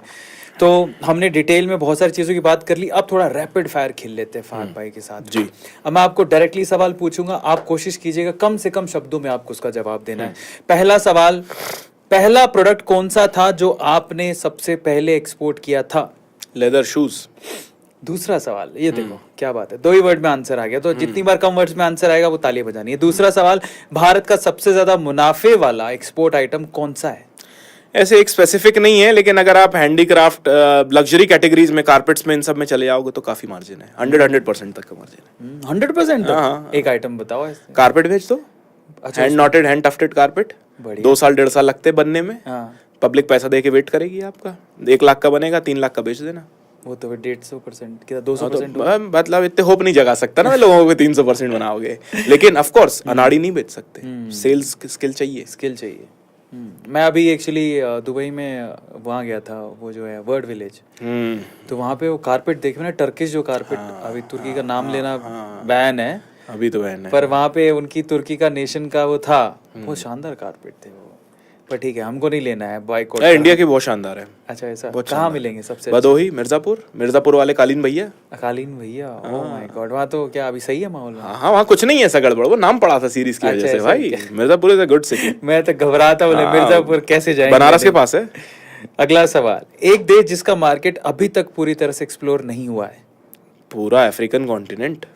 अगर इजीली जाना है तो ईस्ट अफ्रीका के, तंजानिया, कीनिया, जाम्बिया। अगला सवाल, इंपोर्ट एक्सपोर्ट में सबसे बड़ी गलती जो बिगिनर्स करते हैं? उनको ऐसा लगता है कि बायर नहीं मिल रहा उनके पास, लेकिन अगर बात करी जाए कि एक बायर सामने आके बैठ भी जाएगा तो उनमें वो स्किल नहीं है कि उसको कन्वर्ट कर सके। तो स्किल्स को अंडर एस्टिमेट करते हैं, बायर को ओवर एस्टिमेट करते हैं। बिल्कुल सही बात है। नेक्स्ट क्वेश्चन, अगर आज से शुरुआत करनी हो तो पहला कदम क्या होना चाहिए इंपोर्ट एक्सपोर्ट में? मेरी टीम से बात करें। क्या बात है? नहीं, उससे पहला डिस्क्रिप्शन बॉक्स चेक करें। अगला सवाल, आपके लिए पैसा ज्यादा मायने रखता है network? Network is net worth. I trade crores for network. क्योंकि नेटवर्क है मेरे पास तो मेरे पास अरब है भाई, मेरे पास करोड़ नहीं है। फिर मेरे पास लोकी बंदा है। मैं सीखने पे, आपको मैं बताता हूँ, मैंने एक आध जगह और भी बोला है, मैं हर साल सीखने पे कम से कम साल में 10-12 लाख रुपए खर्च करता हूँ। बढ़िया। स्किल्स डेवलपमेंट में आज भी, अपने डोमेन में भी और डोमेन्स में भी। बढ़िया। क्यों? क्योंकि जितना मैं सीखूंगा उतना ही पैसा आएगा मेरे पास। सही बात, ये बात तो सच है। नेक्स्ट क्वेश्चन, आपका सबसे बड़ा व्यापारिक फेलियर क्या था? वो वही था वो स्क्रैप का जो इंपोर्ट किया था मैंने, सबसे बड़ा वही था, वन एंड ओनली। इसके अलावा कभी धोखा हुआ? नहीं, ऐसा कुछ नहीं है। नेक्स्ट क्वेश्चन, एक बुक या ऐसा कोई कोर्स, पहले तो बुक, ऐसी कोई बुक है जो आप रेकमेंड करना चाहोगे? कम्युनिकेशन मास्टर कर लीजिए बस। अब लोगों को लगता है कम्युनिकेशन मतलब अच्छी अंग्रेजी, नहीं, अच्छा कॉन्फिडेंस, अच्छी personality. That's true. Next question, job करना आसान है या बिजनेस करना? बिजनेस करना। ये इंटरेस्टिंग था। बिजनेस करना। एक ऐसी गलती जो आपने की और आज दूसरों को करने से रोकते हैं? ग्राउंड रियलिटी को इग्नोर करना, सीखने पे कम फोकस करना, सेल्स को अंडर एस्टिमेट करना, सोर्सिंग को और ज्यादा अंडर एस्टिमेट करना। ये 4 पॉइंट्स को मैं रोकता हूँ। सेल्स है तो आप बादशाह हो, सेल्स नहीं है तो आप गुलाम भी नहीं हो। एक्सपोर्ट की ऐसी कौन सी चीज़ है जो खाने में आपको खुद को भी पसंद है, कि पता लगे कि आप उस बॉक्स से निकाल लियोगे, यार ये तो अच्छी चीज़ है? डेट्स जो आते हैं हमारे सऊदी से वो काफ़ी बढ़िया रहते हैं। तो डेट्स जो आपके खजूर आते हैं वो बढ़िया इम्पोर्टेड खजूर आप खाइए। दुनिया भर तरीके के खजूर आते हैं इंडिया में। हम जो लोकल परचून की दुकानों में देखते हैं तो कुछ भी नहीं है। सही बात है, कुछ भी नहीं है। इम्पोर्टेड हाई क्वालिटी डेट्स देखोगे तो आपके रोंगटे खड़े हो जाएंगे। इस तरीके के डेट बहुत तरह के आते हैं। अरे इतने बड़े बड़े भाई, 6-6, 8-8 सेंटीमीटर के, 4 इंच के, वो मजदूल और अलग अलग नाम है उसके, अजवा और दुनिया भर के सीडलेस डेट, ऐसा डेट वैसा डेट। तो ये बात डेलिकेसी में आप वो खा सकते हो। ये बात तो है। मतलब वैसे आपको बता देता हूँ, खजूर कई लोगों को लगता है बहुत, कई अलग अलग तरह के खजूर होते हैं। बहुत सारे ऐसे होते हैं जो कि आपका शुगर लेवल बिल्कुल नहीं बढ़ाते हैं, आप खाली पेट भी खाओगे। जैसे अजवा इन्होंने बोला, सुपर क्वालिटी का न्यूट्रिशन वैल्यू बहुत होती है, तो आप खा सकते हो। यस नो सेगमेंट की तरफ चलते हैं और हाँ या ना में आपको जवाब देना है। पहला सवाल, क्या कोई बिना पैसे के भी इंपोर्ट एक्सपोर्ट शुरू कर सकता है? नहीं, 5 से 7 लाख 8 लाख चाहिए। नेक्स्ट क्वेश्चन, क्या एक बिगिनर को शुरुआत में एजेंट की मदद लेनी चाहिए? नहीं, बिकॉज एजेंट को हैंडल कैसे करना है, कब वो आपको बेवकूफ़ बनाएगा, कब टोपी पहनाएगा, आपको पता नहीं है अभी। वो कहते हैं ना, जीनियस और बेवकूफ़ के बीच में एक फाइन लाइन होती है, तो वो कब क्रॉस हो जाती है ना, विथ स्किल्स ही पता चलता है। क्या सिर्फ यूट्यूब देख के इंपोर्ट एक्सपोर्ट नहीं, कतई नहीं भाई, ये मैंने कर चुका हूँ गलती। क्या आपको कभी किसी कस्टमर ने धोखा दिया है? कस्टमर ने नहीं दिया है, सेलर ने दिया है, एक्सपोर्टर्स ने दिया है, और यहाँ इंडियन सेलर्स ने भी खूब दिया है। मतलब पैसे लेके नहीं, लेकिन माल नहीं दे रहे हैं, डिले कर रहे हैं, क्वालिटी चेंज कर दी। एचएस कोड क्या होता है? एचएस कोड मतलब एक हार्मोनाइज सिस्टम नंबर होता है, HSN कहते हैं उसको। एग्जैक्ट नाम देख लेना गूगल करके, कि अगर आपको चीज़ों का नॉमेनक्लेचर देना है, मतलब नंबर देना है, वर्ल्ड में हर एक आइटम को एक नंबर से रिप्रेजेंट करना है, तो HSN कहलाता है। ये 2 डिजिट से लेकर 12 डिजिट तक के होते हैं। जैसे एग्जांपल दे देता हूँ, आपको आम बेचना है तो मैंगो हो गया, मैंगो के बीज भी होता है, मैंगो का अचार भी होता है, मैंगो का पेड़ भी होता है, पौधा भी होता है, ठीक है, उसकी पत्ती भी होती है, ठीक है, उसके अचार के टाइप्स होते हैं, तो आप उसको डिफाइन कैसे करोगे? सही बात। तो उसके लिए नंबर बने हैं। स्टैंडर्ड इज 8 डिजिट का, जो आपके BL पे लिखा आता है। मोस्ट कॉमन वर्ल्डली यूज जो होता है वो 8 डिजिट्स का होता है। ये HS कोड है, इसके अलावा इसका कोई वो नहीं है, उसका मतलब अस्तित्व नहीं है। हाँ। लेकिन क्या एक गलत एचएस कोड की वजह से कोई शिपमेंट फंस सकता है? अरे अब तो बहुत आसान है, बायर से आप कंफर्म कर सकते हो दिखा के कि ये HS कोड लिख रहा हूँ ठीक है कि नहीं है। CHS कर सकते हो फ्रेट फॉरवर्डर से। तो ये तो मतलब नेक्स्ट थर्ड वर्ल्डली प्रॉब्लम्स हैं, अब नहीं आती। ठीक है। नेक्स्ट, क्या हर एक्सपोर्टर को DGFT की जानकारी होनी चाहिए? ये क्या होता है? हाँ, DGFT मतलब directorate general of foreign trade है ये। इंडिया की एपेक्स बॉडी, एपेक्स मतलब highest level of governing body है, जहाँ से आपका ऑफ कोर्स IEC आता है, इंपोर्ट एक्सपोर्ट कोड, जिसके बिना आप एक्सपोर्ट कर ही नहीं सकते। और इनकी एक ऐप भी है जिसपे लेटेस्ट सर्कुलर नोटिफिकेशन वगैरह आते हैं कि क्या आइटम बैन हो गया, क्या छूट गया, किस पे कितनी ड्यूटी, क्या हट रहा है। तो वो मोबाइल ऐप है, फोकट की मिलती है, डाउनलोड कर लीजिए आप, टाइम टू टाइम अपडेट आते रहते हैं। तो बेसिक जानकारी से देखो, स्किल्स है तो पैसा है, तो स्किल में जितना ऊपर रहोगे उतना ज़्यादा पैसा बनाओगे। नेक्स्ट क्वेश्चन, क्या सिर्फ व्हाट्सएप पर डील फाइनल करनी सही रहती है? नहीं, तो क्या करना चाहिए?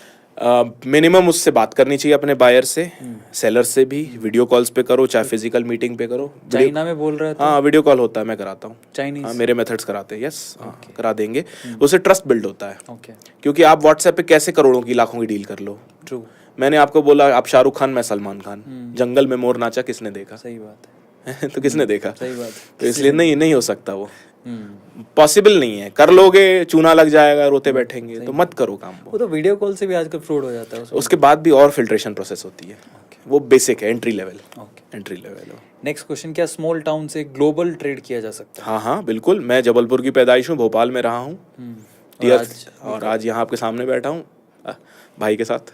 क्या अफ्रीका का बाजार भारत के लिए भविष्य का सोना है? हाँ, भविष्य का क्या, वर्तमान का भी सोना है। क्या बात है। हाँ। क्या B2B पोर्टल जैसे अलीबाबा धोखा दे सकते हैं? Yes, they are dead. अच्छा, they are dead now. Alibaba? They are dead now. हाँ, अलीबाबा में स्कैमर्स मिल जाएंगे आपको सेल करते हुए, चाहे इंडिया को चाहे फॉरेन का हो, आराम से। बहुत कॉमन है, बहुत कॉमन है। क्या सरकार की एक्सपोर्ट स्कीम्स वाकई मदद देती हैं? करती है। जैसे सबसे बड़ी स्कीम तो यह है कि GST रिफंड हो जाता है। बढ़िया। पूरा GST रिफंड आ जाता है, तो 18%, 12%, 5% जो भी स्लैब है आपका, वो पैसा आ जाता है। तो मेन तो वही है सबसे बड़ा। बाकी छोट भैया स्कीम चलती रहती है 1-1.5-2% वाली, तो वो कम करती हैं। लेकिन ये 18%, 5%, 12% वाली सबसे ज़्यादा करती है। क्या इंपोर्ट एक्सपोर्ट एक रिस्की बिजनेस है? अगर जान के किया जाए तो नहीं, अनजाने में किया जाए तो इससे बड़ा रिस्क है नहीं कोई। क्या आपको अपने पहले एक्सपोर्ट में नुकसान हुआ था? इंपोर्ट में हुआ था। क्या आप इंपोर्ट एक्सपोर्ट को एक लाइफ चेंजिंग करियर मानते हैं? Of course. फाइनली, क्या बात है। मुझे भी बड़ा मज़ा आया। मतलब जब मुझे नई चीज़ें सीखने जानने को मिलती है तो बहुत मज़ा आता है। लास्ट टाइम हमने क्रिप्टो की बातें की थी, तब भी सीखने को बहुत कुछ मिला था। और अब हमने इंपोर्ट एक्सपोर्ट की बात की है, जिसकी मुझे भी ज़ीरो नॉलेज थी, लेकिन अब मुझे लगता है कि किसी स्तर तक 5% तक तो पहुंच ही गया हूं मैं, और मेरा इंटरेस्ट डेवलप हुआ है। मैं इसको ऐसे काउंट करता हूं कि मैं कुछ बात कर लेता हूं किसी चीज़ पे, मेरा इंटरेस्ट डेवलप हो गया, मतलब मैं आ गए मतलब उसमें। तो वो इंटरेस्ट डेवलप हो गया है। मुझे लगता है आपका भी हुआ होगा। वो एक्चुअली इंटरेस्ट डेवलप ना, जो सामने बैठा होता है उसकी कम्युनिकेशन स्किल से भी होता है, उसकी नॉलेज से भी होता है, वो किस तरह से कन्वे कर रहा है बातों को, उससे भी होता है। वो कितना दिलचस्प तरीके से आपको परोस रहा है, उससे भी होता है। और आपको पता लगा होगा भोपाल का ये छुटपुटिया नहीं है, ये बहुत ही किंग मेकर बन सकता है आपके लिए। आप जाइए, आपने जितने भी कोर्सेज उसको चेक करिए, पता लगे आपकी किस्मत को बदलने में फहद भाई का हाथ है। Just go for that. और अब क्योंकि मुझे तो बहुत मज़ा आया, पर मुझे लगता है कि इतने में जितना हमने आपको परोसा है उतनों भी अगर आप ढंग से निगल के अच्छे से पचा लोगे तो आप काफ़ी आगे तक पहुंच जाओगे। लेकिन फिर भी अगर आपके कमेंट सेक्शन में आपके कमेंट्स बहुत सारे आए और बहुत सारे सवाल अगर आपके फिर से वे जो हमने नहीं पूछे हैं फहद भाई से, तो अगली बार फिर से मिल लेंगे, क्या दिक्कत है। तो अगले एपिसोड के लिए कुछ बचा के रखते हैं, लेकिन जाने से पहले हमारे फहद भाई से हम कुछ छोटे छोटे से सवाल तो बहुत सारे कर लिए, एक इम्पोर्टेंट सलाह ले लेते हैं। जो आज का न्यू कमर है, जो आज के लोग हैं, जो इंपोर्ट एक्सपोर्ट का बिजनेस अभी इंटरेस्ट बन गया होगा, किसी को पहले से बना हुआ होगा, 3 एडवाइसेस क्या देना चाहोगे जिससे ना एटलीस्ट वो ना एक सेफ शुरुआत कर पाए और उनके साथ ऐसा ना हो जैसा फहद भाई के साथ पहली डील में होगा। पहली बात, फैंटेसी वर्ल्ड से बाहर आइए, आपको बचाने कोई नहीं आ रहा है। ये लाइफ आपकी खुद की रिस्पॉन्सिबिलिटी है। सीखो सीखो सीखो सीखो, आखिर तक सीखो। वॉरेन बुफे आज 94 ईयर्स के हैं, आज भी किताब पढ़ते हैं, आज भी सीखते हैं। ठीक है, मतलब उनको हम ग्लोबल फाइनेंशियल मैग्नेट कह सकते हैं, आज भी सीखते हैं। बंदा बेवकूफ़ तो नहीं है। He learns, he reads every day. Bill Gates पढ़ते हैं, लाइब्रेरीज में बैठे रहते हैं घंटों, सीखते हैं। क्योंकि उनके वक्त का लर्निंग मीडियम था किताब, आपके लिए आप डिजिटल हो गई, बहुत सी चीज़ें बदल गई हैं, लेकिन learning is the key, number 1। Number 2 is take controlled risk. जितना आपका एपेटाइट है उतना रिस्क लो। कोई आपको सपना बेचे, मैं बिल्कुल सपना नहीं बेचता किसी को। कोई आपको सपना बेचे, भाग जाओ वहाँ से कि मैं सपने नहीं खरीदने आया, मेरे को रियलिटी चाहिए। रियलिटी में एक बिजनेस बनाओगे, सक्सेसफुल हो जाओगे। ड्रीम लैंड में एक बिजनेस बनाओगे, वो ड्रीम लैंड जी नहीं पाओगे कभी।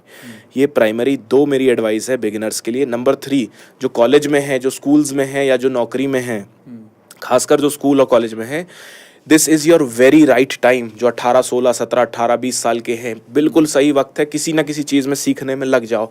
आपकी डिग्री आपको नहीं बचाने वाली अब। जब तक आप पास आउट होकर निकलोगे ना, डिग्री एक will be just a piece of paper, जहाँ आपको एक बेयर मिनिमम सर्वाइवल वेज मिलेगा, जिसे हम सैलरी कहते हैं। 10, 20, 30, 40, 50 हज़ार, 60 हज़ार, 1 लाख रुपए मिलेगी आपको मैक्सिमम। उस पर आपको लाइफ बितानी पड़ेगी ग्रेजुअल ग्रोथ के साथ। जो आपकी जो बड़ी बड़ी गाड़ियाँ देखते हो ना, घर देखते हो, वो सिर्फ एक रील कंटेंट बन के रह जाएगा। इंस्टाग्राम पे वो लेगा जो रिस्क लेगा, वो बनाएगा। तो स्किल सीखने पे लग जाओ, काम सीखो, कैसा भी काम सीखो, जिस पे मज़ा आता हो वो सीखो। जब तक सीखोगे नहीं, कोई आपको पैसा नहीं देगा। अगर आपको बिरयानी अच्छी खानी है तो अच्छे रेस्टोरेंट में इसलिए जाते हो क्योंकि अच्छा कुक है वहाँ। अच्छी मूवी देखनी है तो शाहरुख खान की मूवी में क्यों रिक्लाइनर पे 1000 रुपए देते हो? क्योंकि शाहरुख खान है वहाँ पे, या एक बहुत बढ़िया कैरेक्टर एक्टर है कोई, ठीक है, वहाँ से आपको कुछ मिलता है, इसलिए आप खर्चा करते हो। तो आप लो, this is your time to learn, invest in learning, invest your time in learning. Motivation से ज़्यादा जरूरी है डिसिप्लिन। लोग मोटिवेट होकर कूद जाते, चालू कर देते, 2 दिन बाद, 5 दिन बाद बोलते हैं अरे एक्साइटमेंट खत्म हो गया सर, बोरिंग काम है ये, तो इसमें तो मेहनत लग रही है। तो मेहनत लग रही है इसलिए तो सब नहीं कर रहे हैं। मेहनत कर लोगे तो बढ़ जाओगे आगे। ठीक है, मैं रील पे नचवाने थोड़ी वाला हूँ आपको कि नाच लो गाने में। ये this you are building a very physical business जो आपकी 3री जनरेशन तक चलेगा। क्योंकि इसमें चलता है 90 साल चलता रहता है। अगर आपको कुछ ऐसा worthwhile which is worthwhile to have build करना है तो घिसना तो पड़ेगा। शॉर्टकट्स नहीं होते कहीं। It takes time, it takes guidance, it takes effort. जैसे मैं एक छोटी सी चीज़ बताता हूँ। हमारी इंडियन क्रिकेट टीम है। इंडियन क्रिकेट टीम में मैं ऐसा नहीं समझता कि कोई भी क्रिकेटर कम है। सब एक से बढ़कर एक बाप है। विराट कोहली हो गया, शिखर धवन हो गए, जो थे और जो हैं भी, सब अपने फील्ड में दिग्गज थे। तब भी आपको पता हो, याद हो अभी भी, तो इसमें कोचेस होते हैं, बॉलिंग कोच, बैटिंग कोच। क्यों रखती है इंडियन टीम? क्योंकि हम जो अज्यूम कर रहे हैं कि सही है, वो सामने वाले को कैसा दिख रहा है वो पता होना चाहिए। कि उसको मेरा लिखा हुआ 6 कहीं 9 तो नहीं दिख रहा है। सामने वाले को 9 तो नहीं दिख रहा कि मैं 6 लिख रहा था, मैंने तो छक्का मारा, उसको 9 दिख रहा है वहां से। तो आपका फॉर्म क्या है, वो आप क्या अज्यूम करते हो? हम अपने बारे में तो बहुत अच्छा अज्यूम करते हैं हमेशा। हम तो अपनी नजरों में बादशाह रहते हैं। सामने वाले को हम ठीक से फकीर भी नहीं दिख रहे होते। सच बात। तो इसीलिए आपको पता होना चाहिए कि कोई गाइडेंस चाहिए, चाहे जिससे लो, जो करो, जिस भी फील्ड में जाओ, guidance low. It will save a lot of time and money. Else सीखने का तरीका है, करो, पैसा डुबाओ, फिर सीखो। तो बैंक बैलेंस छोटा पड़ जाता है उसमें। True true. तो ये बेसिक सी एडवाइस है भाई जो मैं यंगस्टर्स को देना चाहता हूँ। And no age is too late. मेरे जो ओल्डेस्ट एक्सपोर्टर हुए हैं वो 64 ईयर्स के हैं। बढ़िया। तो कोई ऐसे गलत और सही समय नहीं है, लेकिन जितनी जल्दी स्टार्ट करोगे एज उतना ज़्यादा मिलेगा। और इसके एंडिंग में मैं ये कहना चाहूँगा, डिस्क्रिप्शन बॉक्स में चेक कर लो, एक्जीम टाइटन ये कंपनी का नाम है। आप इसके वेबसाइट पे जाइए, जो भी हम वेबसाइट दे रहे हैं आपको, इनके कस्टमर केयर दे रहे हैं, इंस्टाग्राम भी दे रहे हैं, सोशल मीडिया भी दे रहे हैं, जाइए कनेक्ट करिए। हो सकता है ये अपॉर्चुनिटी जो बार बार नोक कर रही है कहीं यही आपकी ज़िंदगी ना बदल दे। जस्ट गो फॉर दैट, क्योंकि सीखोगे तभी तो कुछ बनाओगे। फाइनली भाई बहुत मज़ा आया। Thank you so much Arvind भाई, थैंक यू सो मच, मुझे भी बहुत मज़ा आया। मैंने एक्सपेक्ट नहीं किया था। Thank you. मुझे लगा क्योंकि मैं इंपोर्ट एक्सपोर्ट के बिजनेस के बारे में कुछ नहीं जानता था, भाई के बारे में मेरे को अब जितना डिटेल में मुझे और ज़्यादा अच्छा लग रहा है कि यार इट्स रियली बिग डील। मुझे बड़ा मज़ा आता है जब यंगस्टर्स इस तरह से बातें करते हैं। तो थैंक यू सो मच। तो इट्स रियली गुड। और लुक एट द कम्युनिकेशन। मैं तारीफ़ करना चाहूँगा जिस लेवल से, जिस हिसाब से भाषा को पकड़ते हैं और जिस हिसाब से बोलते हैं। इन्होंने कितनी अच्छी बात बोली कि it's all about your communication skill, जिस पे आपको काम करना है।